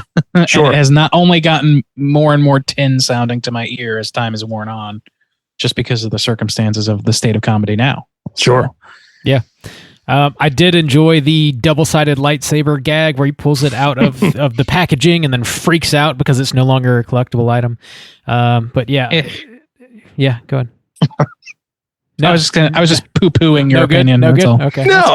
Also, that came out in 99, which would have been the year Phantom Menace came out. So it's also that thing too of being like, now we're looking back and Phantom Menace is super old, but it's like that just came out. Yeah. It really does feel like they're just starting to like it feels like kind of like Warren said, it kind of feels a little desperate. Like when somebody's worried that they're not going to be relevant, and so they start doing things to try to be relevant, but then it just comes. This is their real life poochie. Or cringe, and you're like, oh, that's how I feel about this. It reminds me of a time that is past, a simpler time. Yes. Best bump. Well, I'm going to argue. I'm going to argue with Juice and his silent but very loud opinion earlier about future treehouses. There are more good treehouses, I promise. There are some bad ones. Oh yeah, sure. There are some that I don't like, and I think that they like missed very heavy. Like, specifically, there's one where Homer can only talk through farting. I think it's one of the most unfunny things ever. But the person who wrote it is one of my favorite writers from the show. I think she's hilarious. I've had her on the podcast. I think she's great, and also has written a ton of very funny episodes. But there are certain eras that they unfortunately had to live through that also, hurt the type of humor that was around them. So that's also just one of those things. That's a good point that you brought up earlier about, like Family Guy coming out this time. The early 2000s were not a great time. And to think about this, I was telling the boys, I was like, I watched all these and I was like, skip the teens, which this is 99. So this is 10. This is 99. So all of the teens, this is 11. They were 11. No, this is season 11. It's Treehouse 10, but it's season 11. Yeah. So, but 99, it came out in 99, right? Yeah. I think. Yeah. And so the whole like teens era was those kind of like 2000s era. And then once it hit 20, I was like, what happened? It's good again. Oh my God. A lot better. Yeah. And so that's a good kind of, perspective of that time period and like what humor was and Family Guy and kind of stuff like that. Cause those are garbage. They're bad. Honestly, I want to point out though that like Family Guy came out in 1999. It was not that big of a show. Probably big, yeah. That's it revived itself because DVD sales were big. Yeah. But it was not like so. Like for them to follow Family Guy as a trend at this time would have been a very strange choice. So I don't know if I ascribed this particular mistake to that. Maybe as time went on. I'm saying as time goes on, but this was like the beginning. I think humor in general was shifting that direction. And things like Family Guy only hurt them more as they got more popular. So South Park and stuff too, definitely a lot more raunchy. And so, I mean, yeah. Okay, cool. Yeah, I just wanted to point that out. Let's roll on into the final segment of episode 10. It is called Life's a Glitch and Then You Die. So like we said, this came out October 1999. This is basically a riff on the Y2K fear. Homer, I guess, forgets to update his computer, and the new year rolls in, and there's some sort of glitch that like spreads and compounds and causes every piece of electronic machinery to just go haywire. Planes fall out of the sky, like toasters come alive and start murdering people, and they decide they need to launch a rocket ship to the moon, and they're loading up all the smartest people in the world on it, and some of our characters don't quite get on that ship. How did this one land for y'all? I need to correct myself. I actually wrote the note in my phone. I just didn't get to it. This segment is the worst in the top 10. This is this one, not the last. So they're competing, but yeah, this was garbage. I just thought this was so terrible. There's a couple of jokes that I thought were funny. One was the hair metal joke where none of the hair metal participants know which band they're in. Right. I thought that was pretty funny. Well, here's a little factoid about it that I thought was interesting. So Ron Hauge wrote this. He also worked on like Ren and Stimpy and stuff. And he said on the DVD commentary that when he was writing this, he knew it would not age well, but he was like, I was aware of that, but I wanted to preserve this moment in time because I can't speak for you guys, but I'm an age where I vividly remember Y2K, and definitely, my little kid brain thought this is exactly what was going to happen. So I've always enjoyed this one. I think it's definitely another case of too much, like it does too much. But there are things about it I like. So I don't hate honestly.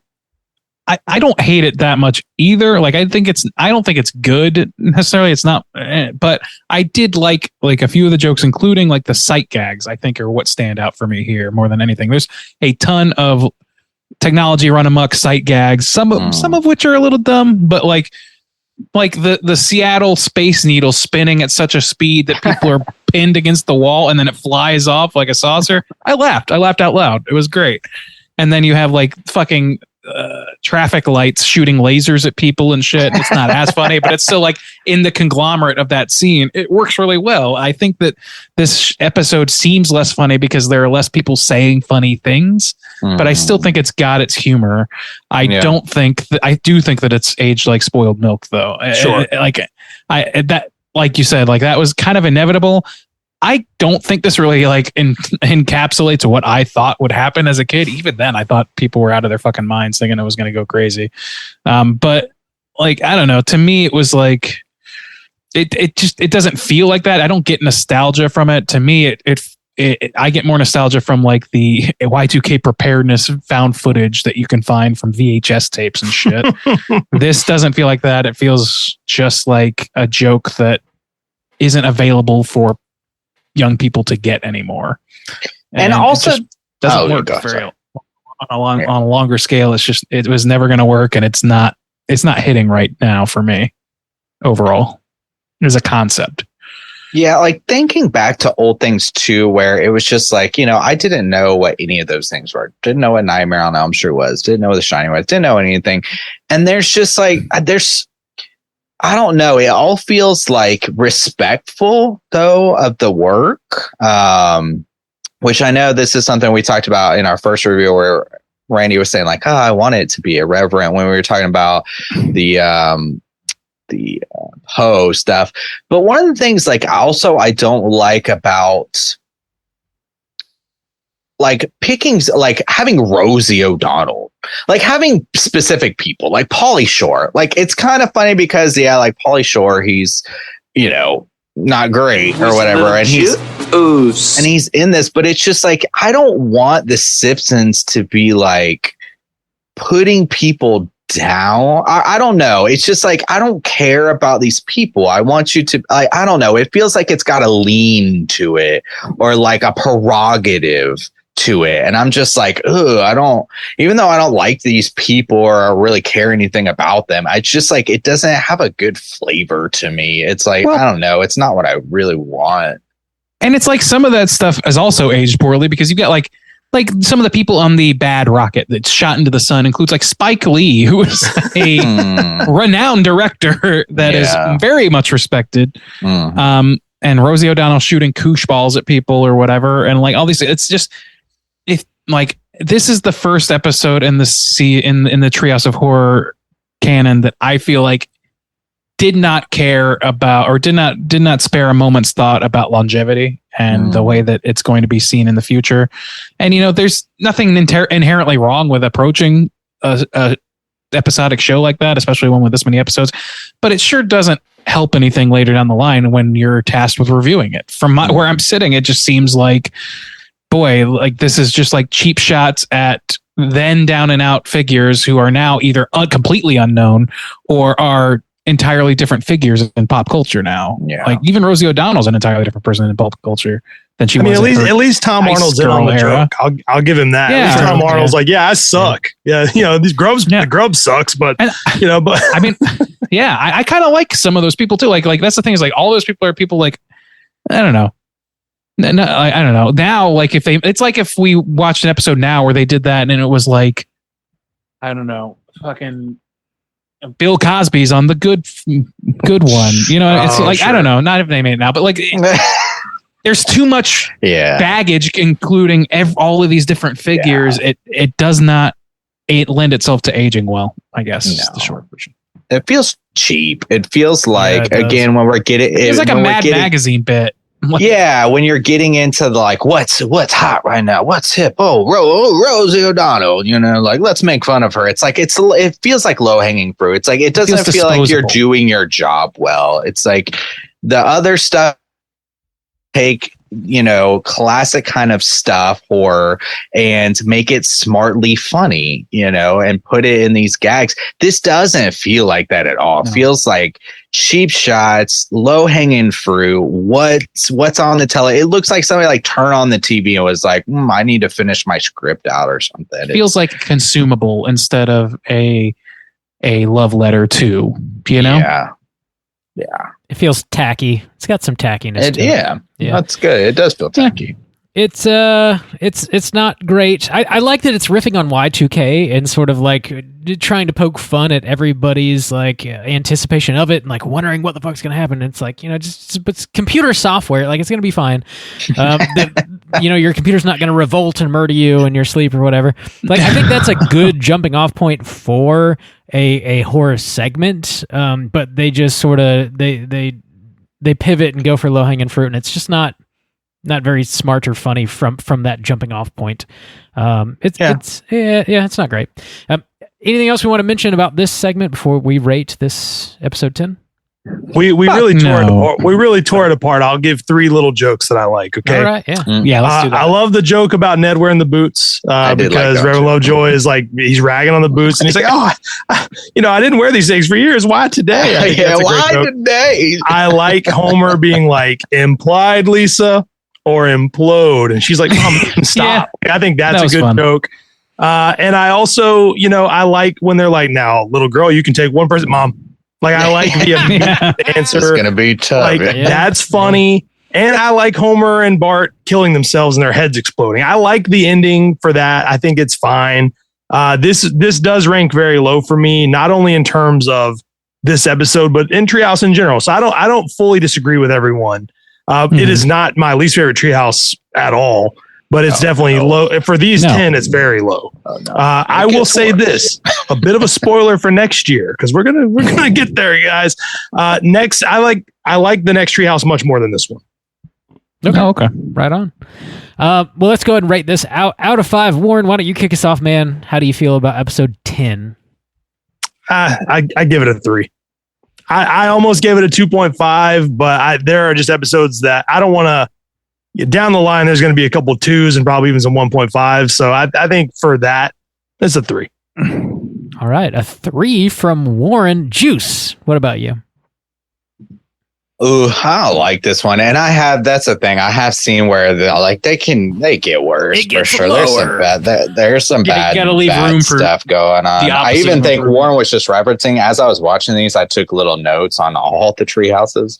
And I think there's a segment in the next one that might be worse than this. But oh my God, please tell me. You can just edit it out. I gotta hear what you is the dolphin one. No, dude. Okay. Oh God. I watched that today, actually. I love the dolphin one. I do like Snorky Talk Man. It's funny. I like dolphin. Okay. So anyways, this one I think I'm gonna rate at a 2, and that really is gonna go towards the first Ned Flanders one. They pick a horror movie. It's not like a classic. I know what you did last summer, but I think that they captured the, kind of typical vibes of what I want from a treehouse. These other 2 were not only were they not spooky or like they didn't feel like horror at all. And I guess you could even say Y2K is okay. But then I say, okay, early in this episode, we recorded, about one that talked about the apocalypse happening and was infinitely more successful and so much with the mutants and stuff. So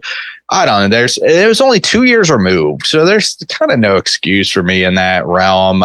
It can be done. It can be done well, and they didn't do it well. So I'm going to give it a 2. And that is really going off of the Ned Flanders one, which I thought was like on par for Treehouse horror type of spoof stuff. I did not like the superhero stuff, did not like the Y2K stuff. All right. Yeah. Randy, what about you? Yeah, I am going to go with a 2.5. I think that as a collection of independent jokes, there's some stuff to like here. Not love for the most part, but to like.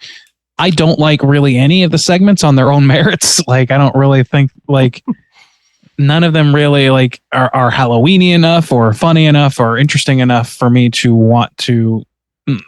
I don't really care, and the topics they're exploring, and it seems kind of like they aren't either a lot of the time. So for me, I think it comes down to whether or not I laughed, and I laughed medium amount. So it's a medium score of 2.5. Right on. Yeah, I'm hey, out buddy. of 5. Yeah, I'm kind of right there with you, actually. I really like the intro with Kang and Kodos and all the alien horror movie references. And I even really like the first segment. I know what you diddly did. I thought that had a ton of hilarious jokes, and it's referencing a horror franchise, which, as we've already talked about, a lot of these don't do. And it's got that sort of surprise werewolf thing at the end. And then the line with Homer talking about the pet cemetery and the skinny dipping in the lake and all that shit just fucking killed me. I thought it was really funny. I was on board at that point, and then we get Xena out of nowhere, and then this Y2K thing that really just feels like a bunch of cheap shots at celebrities at the end of it. Could have been a really cool way to end the episode, I think. And even Tom Arnold rolling in it and sort of being in on the joke. And even Pauly Shore, I feel you can only get so mad about seeing Pauly Shore and anything, but it doesn't. I can get so mad. So I am so mad about Pauly Shore. I am livid. You can be sure I'm so mad. I am untethered. But yeah, it rings hollow, and it feels like they're just they got their checklist of celebrities that were hanging around, and they called them up and like, hey, I'll give you $100 if you say a line or two or whatever. It's on the low end of the first two for sure. So I'm gonna give this 2.5. So I do have aggregate scores for these 3 episodes, 8, 9, and 10. So our aggregate for episode 8 is a 4.4. Our aggregate score for episode 9 is a 3.1, and our aggregate for episode 10 is a 2.5. It's a real decline. Damn. Yeah. So something that we mentioned last episode was like, since we're rounding out the first 10 episodes of Treehouse of Horror, we were talking about rating, like ranking all 10 of them individually. So we're gonna do that, and then after we all run down our own individual lists, I'll run through the aggregate once again for all 10 of these.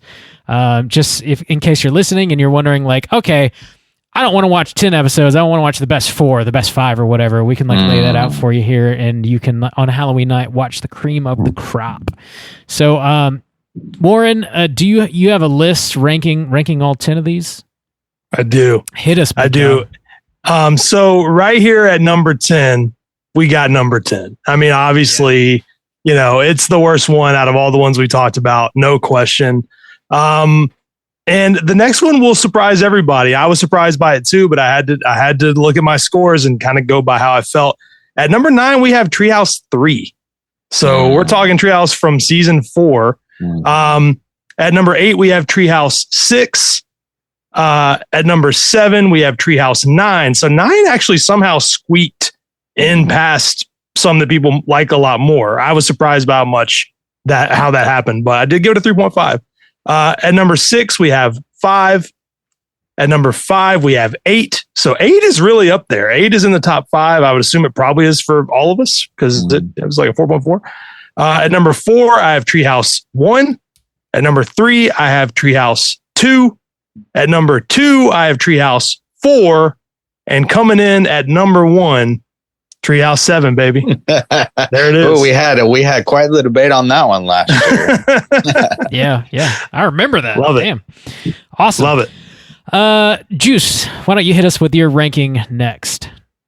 All right. And I didn't, because I'm going back watching all of them, like to 32 or whatever. And then also going back and watching 1 through 10. I was going back and listening to our episodes too. And sometimes I was like, oh, I was a little too harsh maybe, or maybe just going through the shit made the good stuff seem a lot better. So I didn't necessarily go off my scores. Listening back to our episodes, I was like, oh, I'd give that 0.5 higher, maybe even 1 higher. So there's like a little changes here, but number 10, Treehouse 10, and I put my little favorite segments too. Treehouse 10, I Know What You Italy Did.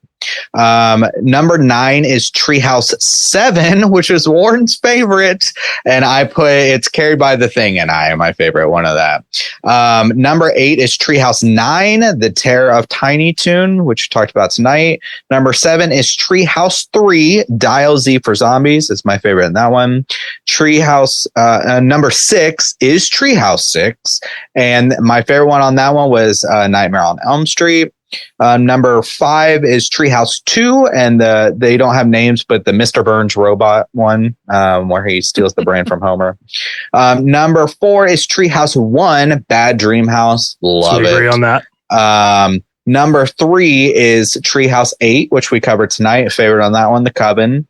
Number 2, Treehouse 5, The Shinning is my favorite from that one. And number 1, Treehouse 4, The Devil and Homer Simpson. Whoa.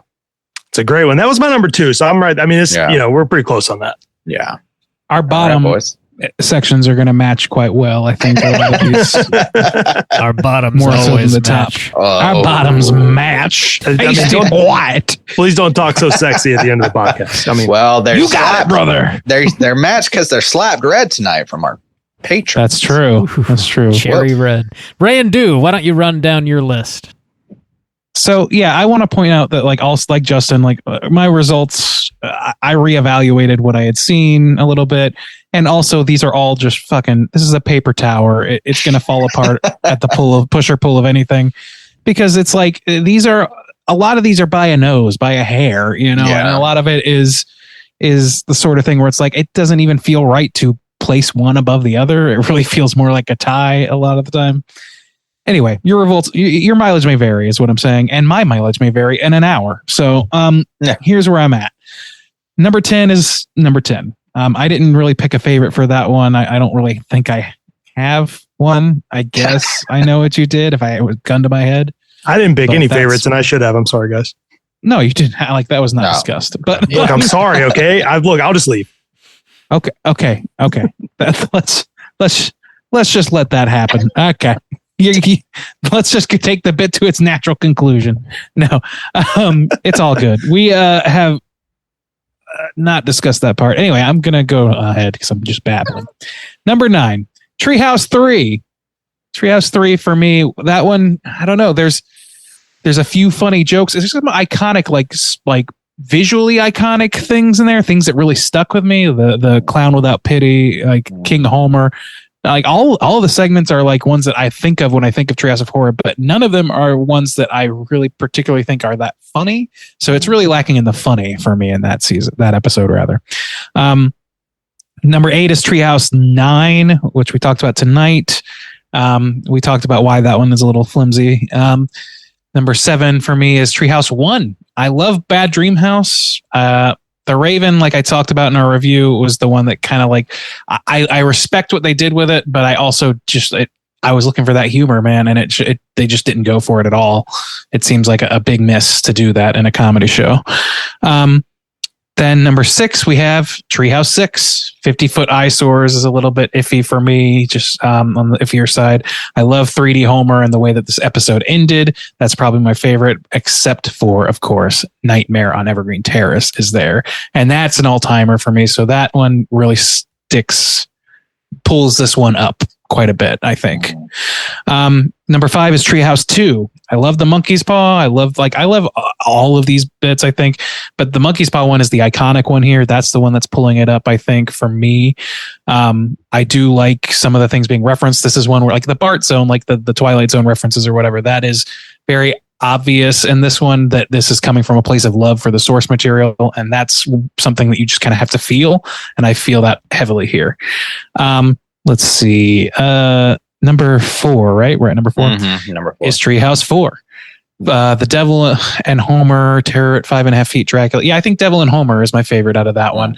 I just really love the Devil and Daniel Webster format and what they do with it. And yeah, I mean, I like the Dracula thing, but that's maybe a little bit it's got a little bit of that tinge of we're riffing on something modern right now, even though that particular movie has a little more legs than, say, I Know What You Did Last Summer, but it still has a little bit of a spoilage to it, I think, at this point. For number 3 is Treehouse 7, The Thing and I, Genesis Tub, Citizen Kang. Citizen Kang is a heavy favorite. It was one of the heavy favorites for my top spot of segments. I love that segment. It's fucking great. So good. Genesis Tub is a good sci-fi bit. It's a little less horror than I like, but I like it in general. The Thing and I love Hugo. I think that's a really fun bit. Fucking Hibbert punching through the frame at Hugo is one of the greatest individual jokes in all of the things we've talked about with Simpsons, Treehouse of Horror. Love it.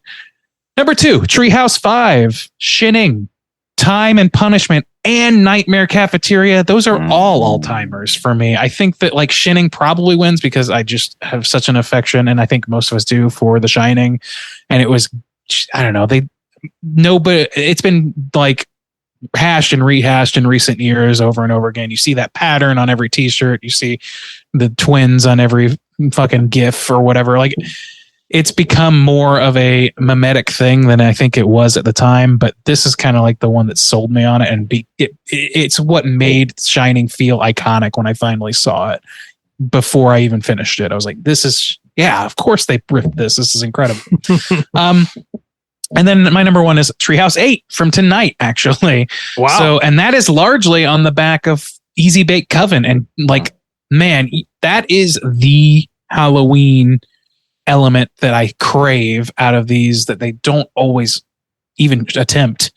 And they just really landed. I love thinking about like that as the concept of like the origin of Halloween's being as they depict it there. I really love that. I love Fly versus Fly. It's riffing on a pop property that I like quite a bit, and it's making a lot of fun jokes at the expense of those things. It's very irreverent. And the Omega Man, there are some great visuals, including what's on Warren's shirt right now, which is probably one of my favorite visuals from the entire series. Homer sitting in a fucking movie theater filled with corpses. Hell yeah. It's just it just speaks to my personality, I think. Love it. So yeah, that's me. Sorry that was so long. Bob, what about you? I'm glad number 8 gets some love. I feel like that one, it's hot. It's not like I hear people shit talk it, but I don't think it gets the credit. It gets kind of overshadowed by some of the other ones, but it's one of the best, and it's the first Mike Scully season. So I think, it's really good. Yeah. Bob, top 10. Hit us with it. I'll run down mine. I don't have a favorite segment. And then after this, I'll do our aggregated top 10. So yeah, my number 10, starting at the bottom, is number 10. Oh man, really? It's unanimous, right? Yeah, crazy. And a shocker here, my number 9 is episode number 9. Number 8 is Treehouse number 2. My number 7 is Treehouse 1. My number 6 is Treehouse 3. My number 5 is Treehouse 7. Number 4 is Treehouse 8. Number 3 is Treehouse 6. Number 2 is Treehouse 4. And number 1 is Treehouse 5. Wow. Uderbraten. Nice. Right. Uderbraten is Uderbraten, the best dude. segment, Trying to man. choose the shinning over that. Maybe I'll start, as you've often suggested, by eating your shorts. You might even say that we've eaten Uder and he's in our stomachs right now. Dude, All 4 time. and 5, All time. damn. Skinner is such a great character. Holy shit. Bangers. Okay. I'll run down the top 10 as per our aggregate score.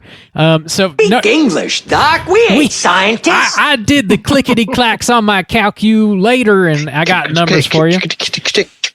So number 1, our number 1 favorite episode. I'm starting at the top, working our way down here. Oh yeah, is episode number 4 with a 4.9 aggregate. Ooh, matched my whoop whoop. Number 2 is going to be Treehouse number 5. Ooh, match me again. That's with a 4.4, and that's actually tied with number 3, which is Treehouse episode number 8, also with a 4.4. Me again, dude. Shit, the top 3. So the next, I am so mad that 7 is not in the top 3. I'm pissed. The next 3, I brought that one way down. The next 3 are all tied. So if there was a tie, I just put the one that came earlier above. That's just how I did it.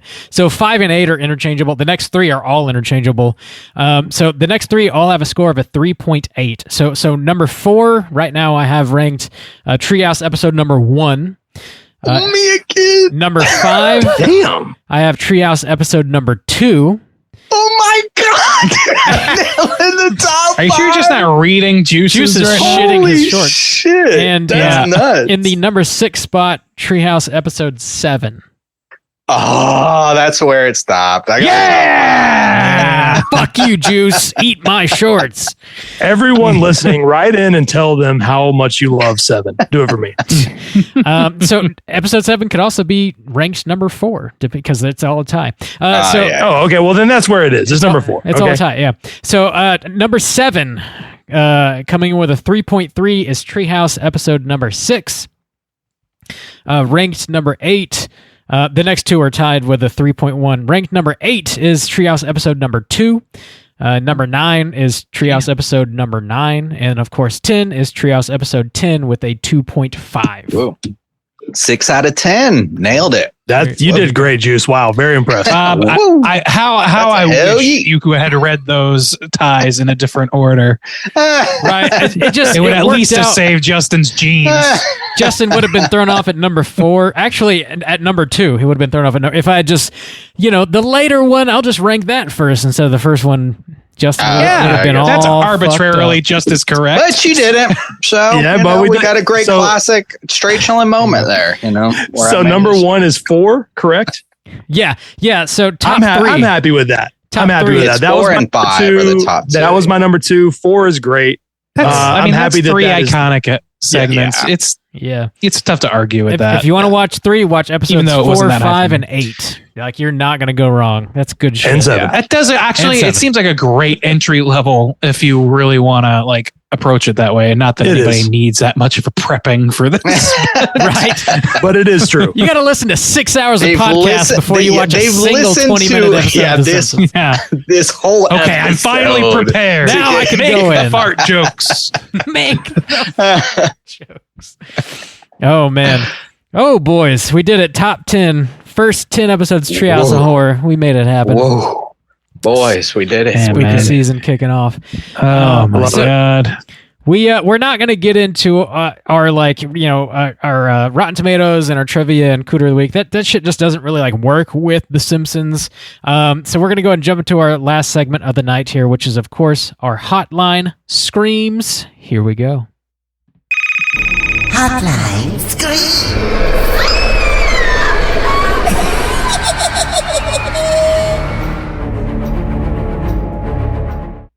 All right, we got a voicemail. We also got an email we're going to be reading here. If you are listening and you'd like to call in and leave us a voicemail to be featured on next week's show, hit us up at 904-638-3231. We're going to be hearing from our good friend, the librarian. Let's hear what she has to say. Hey, y'all. Long time no call. So I decided to dig into y'all's archives, and I listened to episode 165, which was Lee Winnell's Upgrade. I love Lee Winnell because, one, Saw as its own 2004 movie is in my top 20, one of my favorites. I make everybody watch it. And two, he also plays Adam in Saw, and that's my sweet baby boy, my fictional boyfriend, my love, my life, my queen, my wife. As for Upgrade, I did listen to watching it in 2020. I did find it a bit predictable, but I still had fun with it.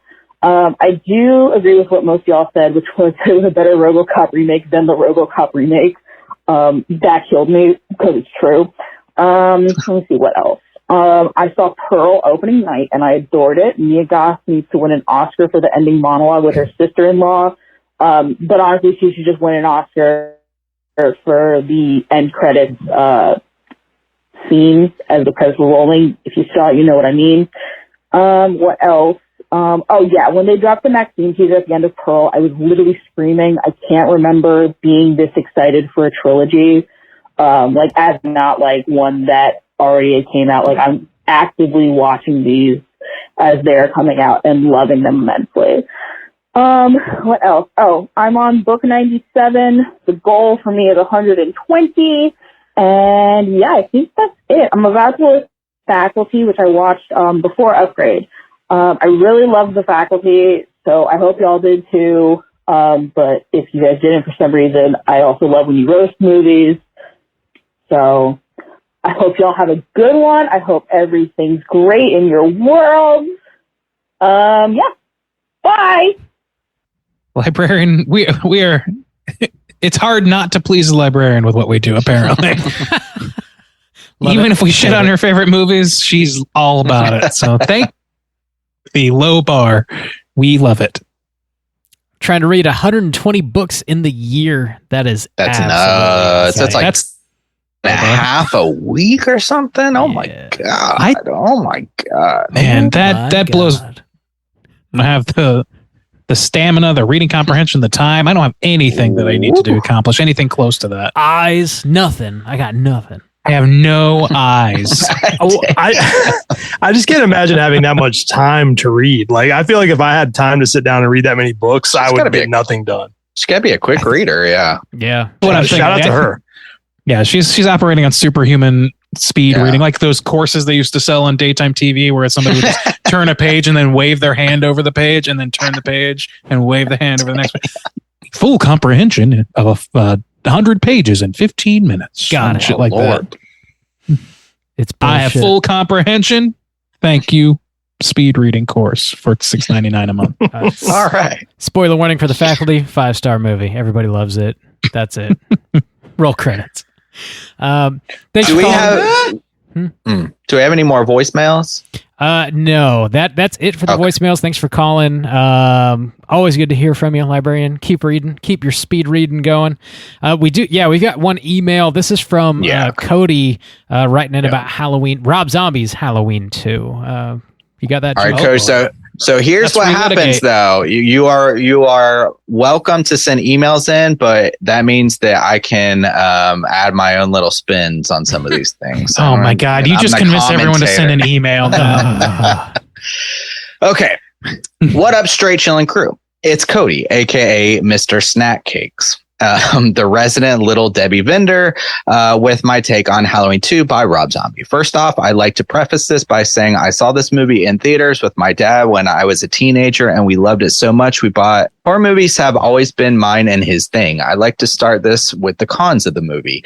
Number one, Michael should have never spoke, let alone scream, die. It completely takes me out of the moment that is supposed to be the most important in the movie. Secondly, I hate Laurie's coffee shop friends. They're insufferable and don't talk like actual people.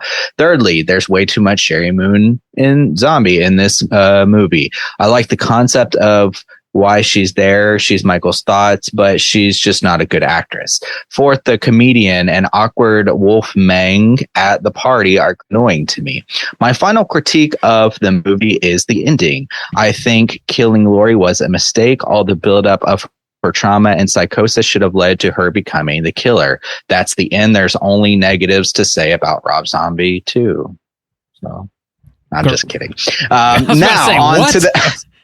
Now, on to the things I love about this movie. First off, I like the Cooters driving Michael's body away. Their perverted conversation and complete numbness to the scene shows just how shitty humans can be, even that the hospital scene is cool, but pointless for being a dream. The dream shows the beginning of Laurie's psychological breakdown.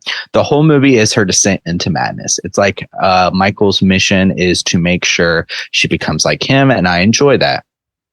You can see that descent through Laurie's therapins, through her dream about killing Annie, through her increased drinking and over-medicating. I love the immense gore and brutality throughout, but especially in the hospital and the strip club.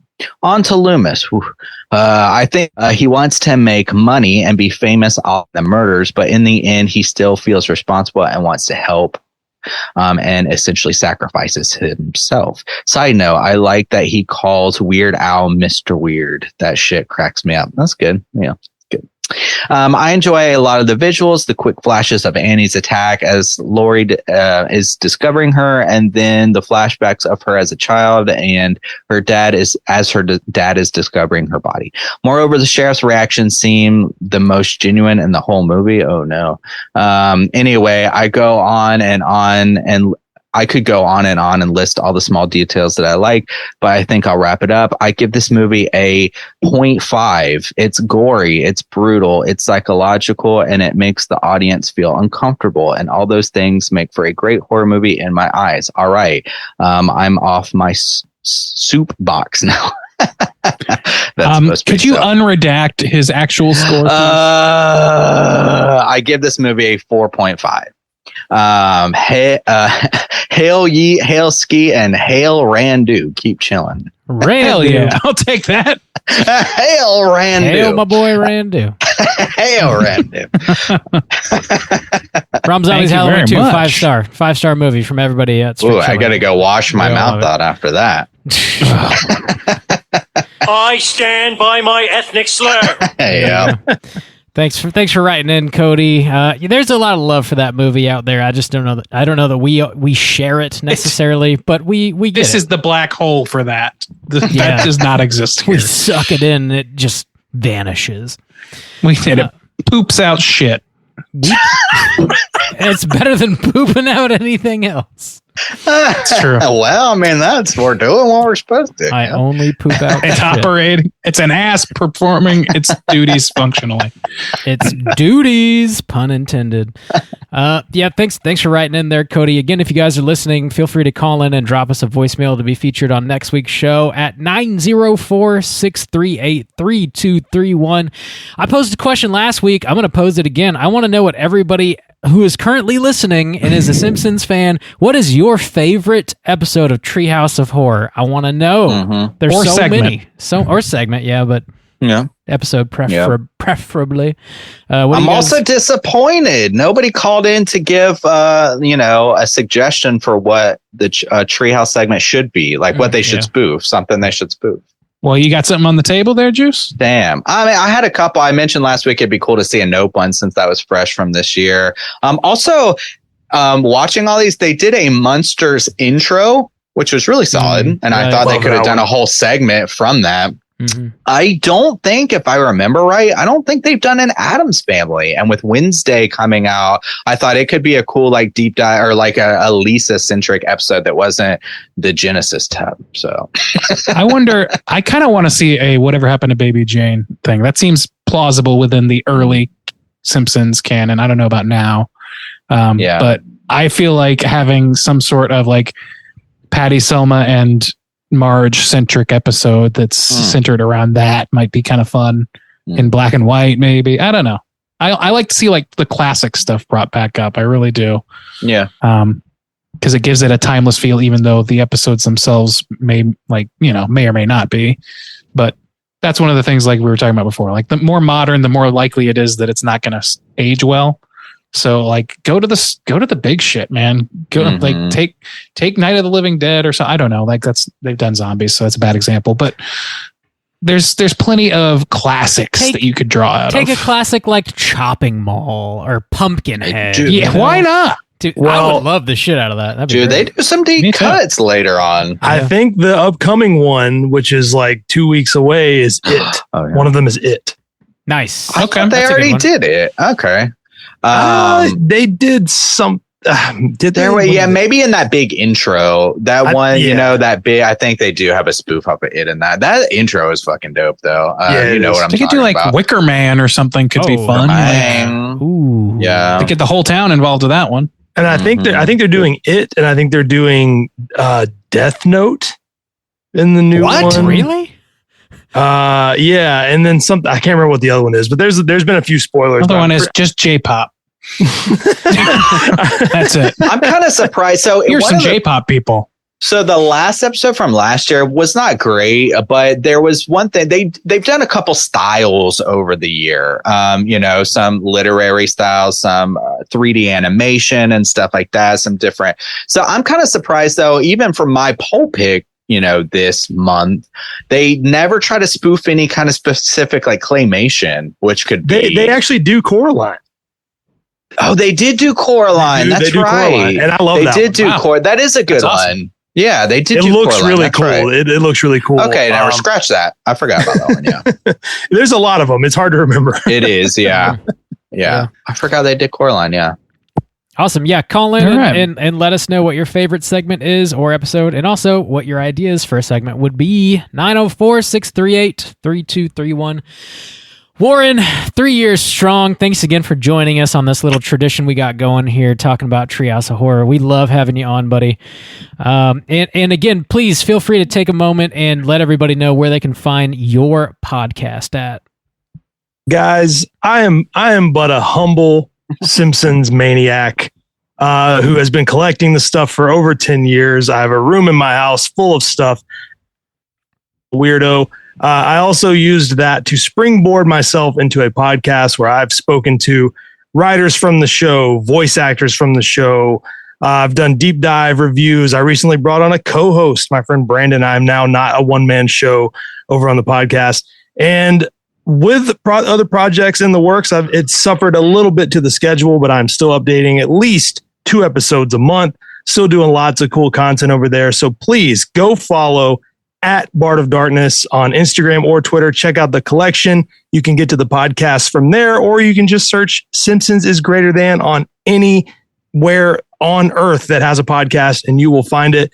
And guys, honestly, like this is a highlight of the year for me. I love Halloween. I love coming on here and talking to you guys about these episodes. I'm really afraid that after we stop recording, you're going to tell me that we're just going to stop here. But I'm gonna love that we go the distance. I promise you, there's more good ones. I'm looking at the next 3, and there's some good ones in there. Okay, I'm telling you, there is. So yeah, this is a blast. I love it. I love you guys. I love this podcast. And thank you for having me as always. Awesome, man. Yeah. Happy Halloween, everybody. Thanks for tuning in. Thanks again, Warren, for sharing your time with us and your expertise. Until next week. I mean, we're going to be doing a new show next week. So there's like so much new material dropping. We have not identified which new movie we're going to be covering. Stay tuned for our social media. We'll drop what that's going to be as soon as we figure it out ourselves. But it'll be new. It will be a new release. 5 choices. Holy cow, there's so much. An embarrassment of riches this year. But until next week, please rate, review, and subscribe to us on iTunes. Follow us on Twitter at STR8_chilling, on Instagram at Straight Chilling Podcast. Send an email to us at straightchillingpodcast@gmail.com. And until next week, as always, all you mother truckers, please keep chilling. My eyes, my beautiful eyes!